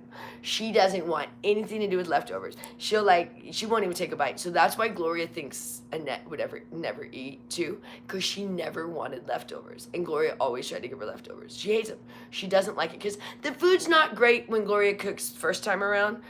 Day 1's not great. So day 2 is really not great. And day 3, 4, 5, 6 that Gloria wants to give you is absolutely rancid. So I definitely get rid of them. Oh, there's Annette. Hold on one second, baby. Shoot. Need a cigarette. Hold on, baby. One sec. Let me get him. Okay, hold on.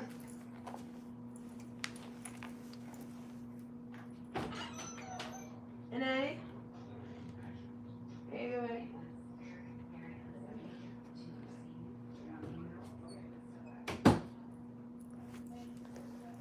Oh, she needs cigarettes. So, yeah, and so it's frustrating with the food thing because I just wish that I didn't have to have arguments about like rancid food. Why are we arguing if I can throw out rancid food, especially the freezer burn food? Gloria doesn't understand the concept of freezer burn.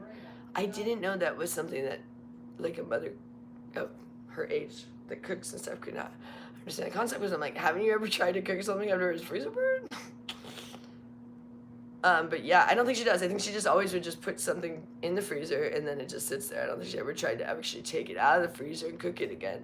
Because I was like, you learn it tastes absolutely rancid once it's freezer burned. Because she puts things with no covering and just puts them in the freezer. Like, split pea soup, no cover. And I'm like, that's gonna not be something you can eat. Wasn't good when it was new. It definitely isn't gonna be a good freezer burn. But yeah. Gloria can be a good cook, so I'm not just criticizing her like in a cruel way. She can be. She chooses to not be. You know how like someone can be lazy of cooking and then someone can do a good job? So there's moments she can do a good job and she can make stellar food. But then she gets this lazy mind and then it's like horrible. So it's like one way or the other. And even things like a pancake, she can make the best pancake you'd ever see. And then she makes like the worst pancakes. And you're like, how does this happen? Like, and it'll be like day to day, you never know. And they're not even like of like a consistently worse. It'll be like one time they're like flat, like what do you call those? Crepes. Sometimes they're like crepes, and another time they're like biscuits, and then sometimes they're like the right size pancakes. And you never know what you're gonna get. So, and if I don't get to the pancake mix, she'll just start making it out of flour. Those are always like, if you just make flour, that tastes like crepes. But oh well, Gloria. But I didn't go shopping. Alright. I think I got enough stuff yesterday. I didn't have to go today. I try to skip a day, but they get upset when I don't go every day because they want fresh stuff or something. Oh, you didn't bring us new paste or your bread or something. I'm like, yeah, because we only have like 97 still here that you guys have not eaten. It's insane. I hate that I have to get food that they don't eat, but if I don't, everyone's like, man, there's never not food. It's not like, but they act like there's no food. It's like, we have so much food in this house. But they are so weird about, like, once they eat something, like, once, they never go to it again. I wish I could, like, donate our food to other people that would be willing to, like, have something like, if someone took one thing out of here, would you be willing to have this entire rest of the package? Because that's how it is around here. It's like, they'll eat one cookie, and then that's done. Then never another cookie out of the package. Or, like, you know, one roll if we got a bag of rolls, and then never another one, you know. One apple if you got a bag of apples. One orange, if you know, and then all of it just rots. The rest, it's like one banana. I literally try to get less things now. I'll be like, but they like to have the whole thing. Like, it's not like I could ride with one orange and they'd be happy. Like, you always have to get the bag of oranges. But I do like only get 1 or 2 bananas, or I get like 3 bananas these days. But usually 1 or 2 rots if I get 3. But it's just insane because, but if you don't have it, they'll be all upset. I just don't like wastefulness in this house. It's just so much wastefulness, and we don't have the money for the wastefulness. So I'm like, part of my insanity is trying to be like, how do I get the wastefulness at a minimum and maximum capacity of things that are needed, like the money spent there, like, and the minimum spent on wasteful stuff. But it's so hard with Gloria because she's just a waste machine. Just constantly, it's like she doesn't like, and even the tea, I'm like, do we have to put 5 bags of tea in every cup of coffee? I mean, that's very wasteful. And also, that's too much caffeine because we're trying to have it on decaf, not on caffeinated. With that much decaf, it actually becomes pretty caffeinated because there is small levels of caffeine in decaf. And when you put 5 bags, you get a higher level of caffeine. And not then the caffeinated, but I'm saying she's getting more than she would if she just had 1 little tea bag. And so you can tell. I mean, Annette, you can tell, and you can tell when they didn't have it. One day they didn't have it, and they would slept all day. So they're getting quite a bit of caffeine, which I don't want for Annette because it's not great for her. But it's so frustrating because things like that. I'm like, it's so wasteful. Like, I don't want to buy a box of tea every single day. And this is not like a small thing. This is like the thing of like where you get a big thing of like decaf tea, and she goes through like the whole box. I mean, there's got to be like at least 50 bags in there. And I'm like, didn't I just get, I mean, maybe 2 days, but it's like, so the other day I was like, forget it. I bought like 4 boxes. I was like, I'm just getting tired of this every day. You're running out of tea. And then you freak out. So I got like a bunch of these. But I mean, it's like, it's not even like good tea. She doesn't even want like good tea. I tried to get her like nice teas. She didn't want those. She wants just like the generic decaf black tea or decaf green tea. And it's like the most generic thing you can get. And it comes in a box, and she puts 1 million of them in the cup. And I'm like, all right, whatever. Same with when she drank coffee. She wanted like the cheapest. She wanted like Folgers or Yukon. She never wanted like any quality. We a couple times tried to get her like quality coffee. She wanted just like crap coffee. I'm like, it's not crap. I mean, it's all coffee, but it's like like you could have like a nice one and enjoy yourself. But this is the thing that's it's frustrating with like, we try to get her to enjoy things, but it's like she doesn't. Whether it's crap or nice, it's like the same difference to her.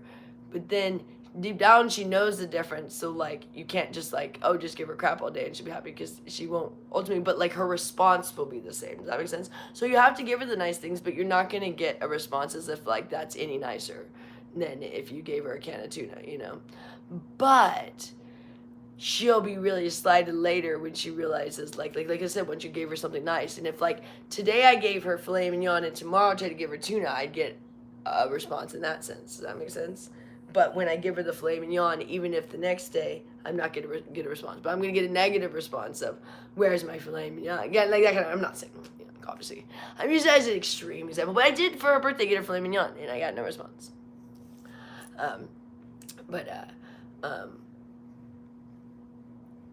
It's just crazy because it makes it hard, because I'm like, I don't want to not be able to get her nice things, but I don't want the expectance of once you had something nice, that is going to be an everyday thing, because we can't afford it. And what's the hardest, like, they were so wealthy, so she thinks that, like, most people are that way, that you can just afford these things. And I'm like, most people have never lived the way you guys live. I'm just like, where you're going to, oh yeah, if you want something, you just go buy it. I'm like, no, normally you either go without or have to wait a while if you really want something. You know, you have to save up for it, not just run to the store when you need something. And also they had this thing of like, if you break something, you just go replace it immediately. So who cares if you break something, just replace it. I'm like, usually people have to take care of their things, so because they can't just go replace it. So they were very spoiled on that level, but not. So people thought like Richard and his sister were spoiled. They were spoiled in the sense of like they were given things, but they weren't spoiled in the sense that they had no parenting. So they were like neglected. So they were like the neglected kids that just had a bunch of toys, basically, you know. So everyone's like, oh, you're so spoiled, but they didn't really feel spoiled because they actually were like living a traumatic life, you know, but with just a bunch of things. But their things were being ruined too, because they always lived like this, where they have nice things that's destroyed by Gloria. Really weird. But I know everyone's like, why are you bitch about her? I wish I could not. I mean, I wish she would change. I honestly yesterday thought she was changing in the morning. I was like, oh, cool. And then she just started up with that sulking over the bed bug thing and over the stupid mattresses and stuff. And I guess she's still sulking today over it. It was like, and then that's why Annette was not in a good mood this morning for her blog. Because when Gloria sulks, Annette is not happy. So if you saw Annette being weird this morning, it's because Gloria was sulking. And still sulking, I'm sure. I haven't gone out there since before my blog. And before my blog, Gloria had her back to everybody and rolled over. Because she normally, when she's not mad, she doesn't sleep with her back to us. She usually, I don't know why she sleeps the other way, but when she's mad, she literally rolls over and like puts her back to us all morning. Oh, Gloria's mad. What's new? So, I mean, we have tried to make it like as nice as possible, and she was mad. We've, you know, yelled at her, and she's not mad. It's weird. It's like, it's almost like when you yell at her, she's not mad. She's more like, just like, she just then acts like you're like torturing her, of like, to asking her to do something, but it's like, she's she's like more mad when you're being nice to her. It's like weird. I don't know. It's so weird. We don't know what to do with her. I wish I had an answer. I don't know. I'm seeing I have a relative like this. Would you like me to start breakfast? Yeah, I'm starving. I'm like seriously starving. I'm like losing energy here. Here's like how you do this. I don't know. I just see I'm not. I'm. Love for Annette. Yeah, I think she was very upset this morning because of Gloria's energy. So What hopefully happened? tomorrow. I was saying I think Annette was upset because Gloria's been sulking. Annette didn't do a very long vlog this morning. Annette was upset. Annette's Gloria's not getting sulking. into this anymore because Gloria is all like sulking and I mean she still loves it, but I mean. No, whenever Gloria always has to put a damper on things though, and then Annette won't want to do something. Like the TV almost got. Annette, we got her that TV. We won it. Actually, it was crazy. We won it at a store. Which As soon as I told Gloria that. And as soon as Annette loved it, she We had it for 2 adored days. it. We had it for 2 days. I mean, Annette couldn't even. She was like fascinated by it. And then Gloria didn't even know we had it because she never paid attention. You know, as we saw, she didn't pay attention. It was one of the things like yesterday, but this time she didn't even notice at all. But when she finally did notice, it somehow ruined it. Where Annette wanted the TV out of her room. Like we had to remove it from her TV. And she said it was bugged, and she wanted nothing to do with the TV. As soon as like Gloria had stepped in, and we don't even know what Gloria said, but Gloria just comes in and says something like something rude or something, and then Annette wants nothing to do with the things, and so she's already getting attitude about blogging because Gloria is mad now because Gloria is like saying like, I don't think you should be putting all of our personal stuff out there if the cops are, we're going to get in trouble or whatever. I'm like, Gloria, the cops came, we didn't get in trouble. That should just be an indicator you're not going to get in trouble. I mean, you go the opposite of it. Like, the cops would be the worst case scenario and you just saw nothing happen. So that should be like, oh, we don't have to worry then. But instead she goes like, oh, now you guys are going to get us all in trouble. And I'm like, I mean, they should have just proven that we're not going to get you in trouble. I mean, the worst thing that would happen to me throwing pancakes and we didn't get in trouble. So, I mean, that should actually make you feel pretty good. I mean, the cops came and it's all good, you know. But instead now it's like this, like, oh, now you guys are bringing this horror onto the house of like your guys' blogging brought the cops to our house. And so you guys need to stop that. And now Annette's getting attitude about it where it's like, this was so good for Annette and it got her showering for the first time in years and like feeling like she has a job and stuff, and because of one incident, because some asshole on here called the cops, and now Gloria is going to put her negativity on it and might kill the whole thing, and if that happens that's going to be really unfortunate because this has actually given Annette so much purpose. And so I hope that doesn't happen, but she did today. She didn't really want to blog, she didn't want to answer questions or anything, if you guys noticed. It was just annoying. She just kind of was like, and Gloria literally poos on everything. It's like she's jealous if anyone is doing something that really is making them happy. It brings positivity. And she's just in continual negative Nancy. And so if there's something positive, she has to come and squash it. And that's a really hard thing to have in your house. I mean, I don't go out there because of literally the negative aura around her it's infumigating. So I stay in my room. But when she comes into our spaces, like doing things like with Annette, because like I take care of Annette's room and I take care of our room, and I go clean the kitchen when Gloria is asleep or gone, but I don't go out there any other time, and except for to bring groceries. I bring groceries in the morning. That's it. But when she comes back here into our space and to bring her negative energy, then that's when I get upset. And that's what she did yesterday, bringing them blankets and stuff. Because she doesn't ever clean Annette's room. She's never involved in anything else. She doesn't even know if Annette's home or not. Like, all she does is walk down the hall, and she doesn't do that. And she'll say, oh, she's home, and whether she is or not. Like, she doesn't even know. We used to call me, like, isn't Annette home? Because sometimes her little air tag doesn't fully tell us. And Gloria wouldn't even know, and she would answer us, yes or no, not according to whether she had checked. Just, oh yeah, oh no, and we'd be like, can you get up and actually go look in Annette's room and see? And she would, and she'd usually be wrong or whatever she had said. If she said she was home or not, she was always wrong. It was the opposite, almost always. But it's just like she just assumes like she knows without even, and that's how she does parenting. It's like, oh yeah, and that's fine. And that's fine is her answer always, and that's fine. It's always been, and that's always fine. Even though at 50-year-old, she has no teeth, has schizoaffective disorder, was living in a bed-bug infested bed, and still pretty much is, and you brought the bed bugs in even still again yesterday after we tried to fix it. She had rats crawling all over her head. She was on meth for years. I mean, she got all these things, and oh yeah, she's fine. She's always fine. Always fine. Always fine. Great, thanks. Thanks for your contribution. But it's just hard because if Gloria wasn't in the picture, Annette would be doing so much better. That's the sad thing. But we can't take Gloria out of the picture in the sense of, like, you can't separate them because that would traumatize Annette. So she has to be with Gloria. So it literally has to be that we have to wait until Gloria passes, and that will be better for Annette's sanity, and that's insane, and that's sad because that's her mom.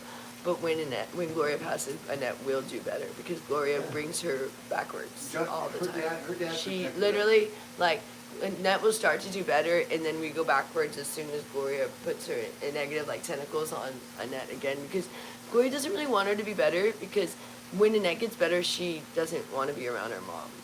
And when she's not doing well, she goes and she's like Gloria's little, pet, and she'll defend her to the end of the word. But when Annette gets better and more aware, she realizes what Gloria does, and then she doesn't want it. She gets mad at Gloria. She doesn't ever get mad. She just doesn't hang out with her. She doesn't want anything to do with it. And then, so Gloria doesn't like that. So she wants her sick so that she can, like, have her, like, be as her little pet, basically. It's pretty disgusting.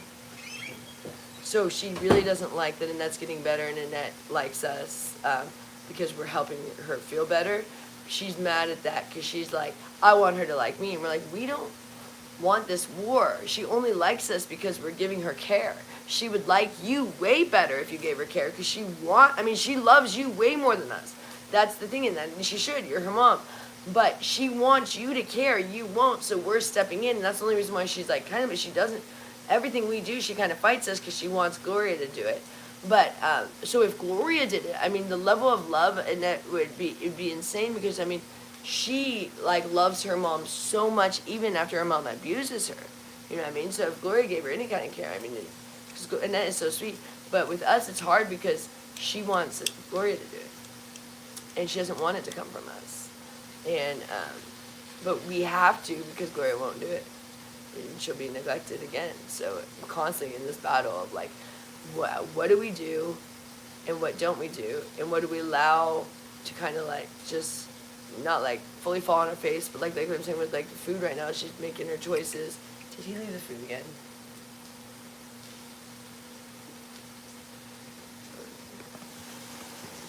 Hold on.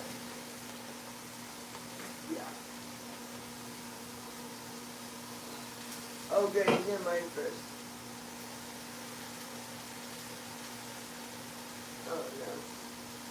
Oh, this is a disaster. Oh, no.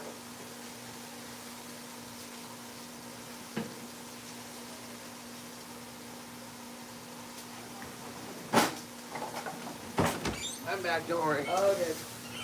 Get out of here. Like, did he abandon the ship? No, I sure did not. I'm gonna go on my pants here. Whether you turn the house, I have, oh, my knee. It's not helping. My knee. Oh, gosh, the door. Richard, the door. The door. I'm going to keep reminding you of that door. This is that bunny. That door. I know that bunny out there. Where's Bunny?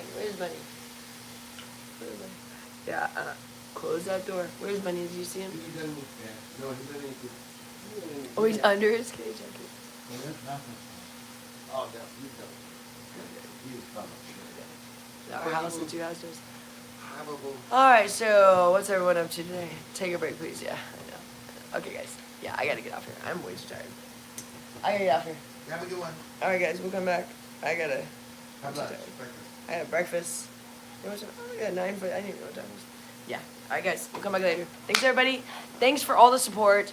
I am gonna get better at reading comments. I'm new to this, and honestly, a little bit of this has been thank you for me getting to vent a little bit because there has been just so much going on, and so I come on here and it's like, the more I vent with you guys, the less I would ever actually get angry at Gloria too, which is good because I come in here and I'm like, so then when I go out there I can be like, super nice, not ever. But when I never got to vent, it's like some others are like, oh, you vent at the person because you're so irritated. But like I said, it was so rare. You guys saw like the worst fight that ever happened. And that's what it was awesome. Richard likes to record. I mean, he loves to record fights. That's always been something he did. We have some fights of me and him that footage. That would be fun footage if anyone ever would care. We wouldn't post that, but I'm just saying, like, those are way crazier than I film everything. He films everything. So I mean, it was so annoying when you're being filmed when you're in a huge fight too, because you're like, this. I do not want to say the things I know he has me on film, but you're just like, forget it. So you just go off. You're like, forget it. I know I'm on film, because we would be in such a I'm gonna film you, make you look bad later, kind of thing. But often that wasn't what happened. He'd go back and look at it.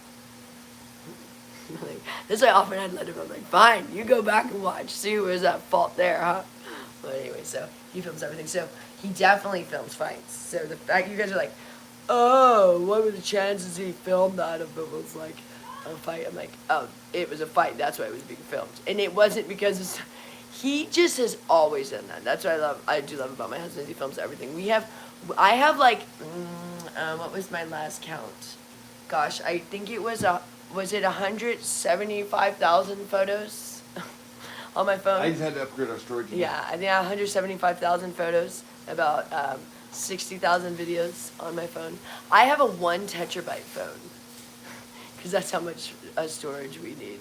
And we have like several iCloud storage accounts and stuff. So yeah, I have a 1 tetrabyte iPhone, which makes it super heavy. I put that thing in my purse and it's like... We lost a lot of terabytes. We had 100 terabytes. Oh, Richard used to have about 10 hard drives that was about 100 terabytes of storage that we lost. And that's very unfortunate, because that was pretty much like his life's work there. And that sucks. So I'm very sad about that. It was one of the things that we're very upset that we lost throughout the years. We've moved a lot of times, and there's been a lot of ups and downs, and so we've lost many things throughout the years. And there's times that we abandon our things too, but because we don't think possessions are what matter. And especially when you grew up with Richard, like when you had all these possessions that were such a priority, you almost have to like let them go, like have a freedom from it, because like Gloria will never let her possessions go, and that's like what holds her back. And so if you're obsessed with your things, sometimes you have to have a like release of those things in order to be free. And I'm not saying like you can't have things, I'm just saying like if your things are too important to you, then you, like if your thing is so important to you that you were like, you would die if something happened to it, besides a person is, yes, that's what it's supposed to be. But if it's a thing, then you need to reprioritize. And that's why I get irritated with Gloria, because she chooses possessions over people, but she doesn't even take care of possessions. But she would choose, like, I want to get this thing over my daughter, or go gambling over my daughter, but then, like, she won't even take care of the thing. So, like, she'll choose a crappy possession over her daughter. That's, like, really weird. And usually people at least will choose something that's valuable and they want to, like, hold on to her to keep it nice or something that means something to them. Gloria's, like, literally choose, you know, $5 necklace over in that. It's ridiculous, and then trample it on the floor. No thing should ever be more important than this person. So if it's ever like, so that's why I'm even like a species, like the bunny. I'm like, as much as I love my blanket and I love my bed, even though it's got bed bugs, and I try to keep it clean. I'm like, okay, I'm gonna be okay with that. He's peeing as he's learning, because he is a being. And even though I want my things to be nice, he's a being. This is a possession, you know, this is a blanket, you know, or a bed or something, or the carpet's already disgusting. That don't matter. But he literally keeps peeing on, he's jumping on everything now. So he's like starting to pee on my clothes and things, and you're like, oh great. But you're like, that's a being over a possession, so I will always choose a being. But yeah. Anywho, I got my burgers. Let's show you. Richard made me my breakfast. So excited. So I will catch you all later. Thanks everybody, and I'll get better about reading the comments. Hopefully Annette will still want to be on this project. She will. She just we have to get her back on track if Gloria gets her off track. But it's all good. Okay, thanks everybody. Thank you, Peggy. And who's the other? I think there were 2 moderators, but thank you, Peggy and Lenny. Lenny or Lenny? Lenny or Lenny? I didn't hear him. Peggy, you're doing awesome. And Lenny or Lenny, whatever you just said, I didn't hear. Thank you, everybody. Thank you. Okay. I'll catch y'all later.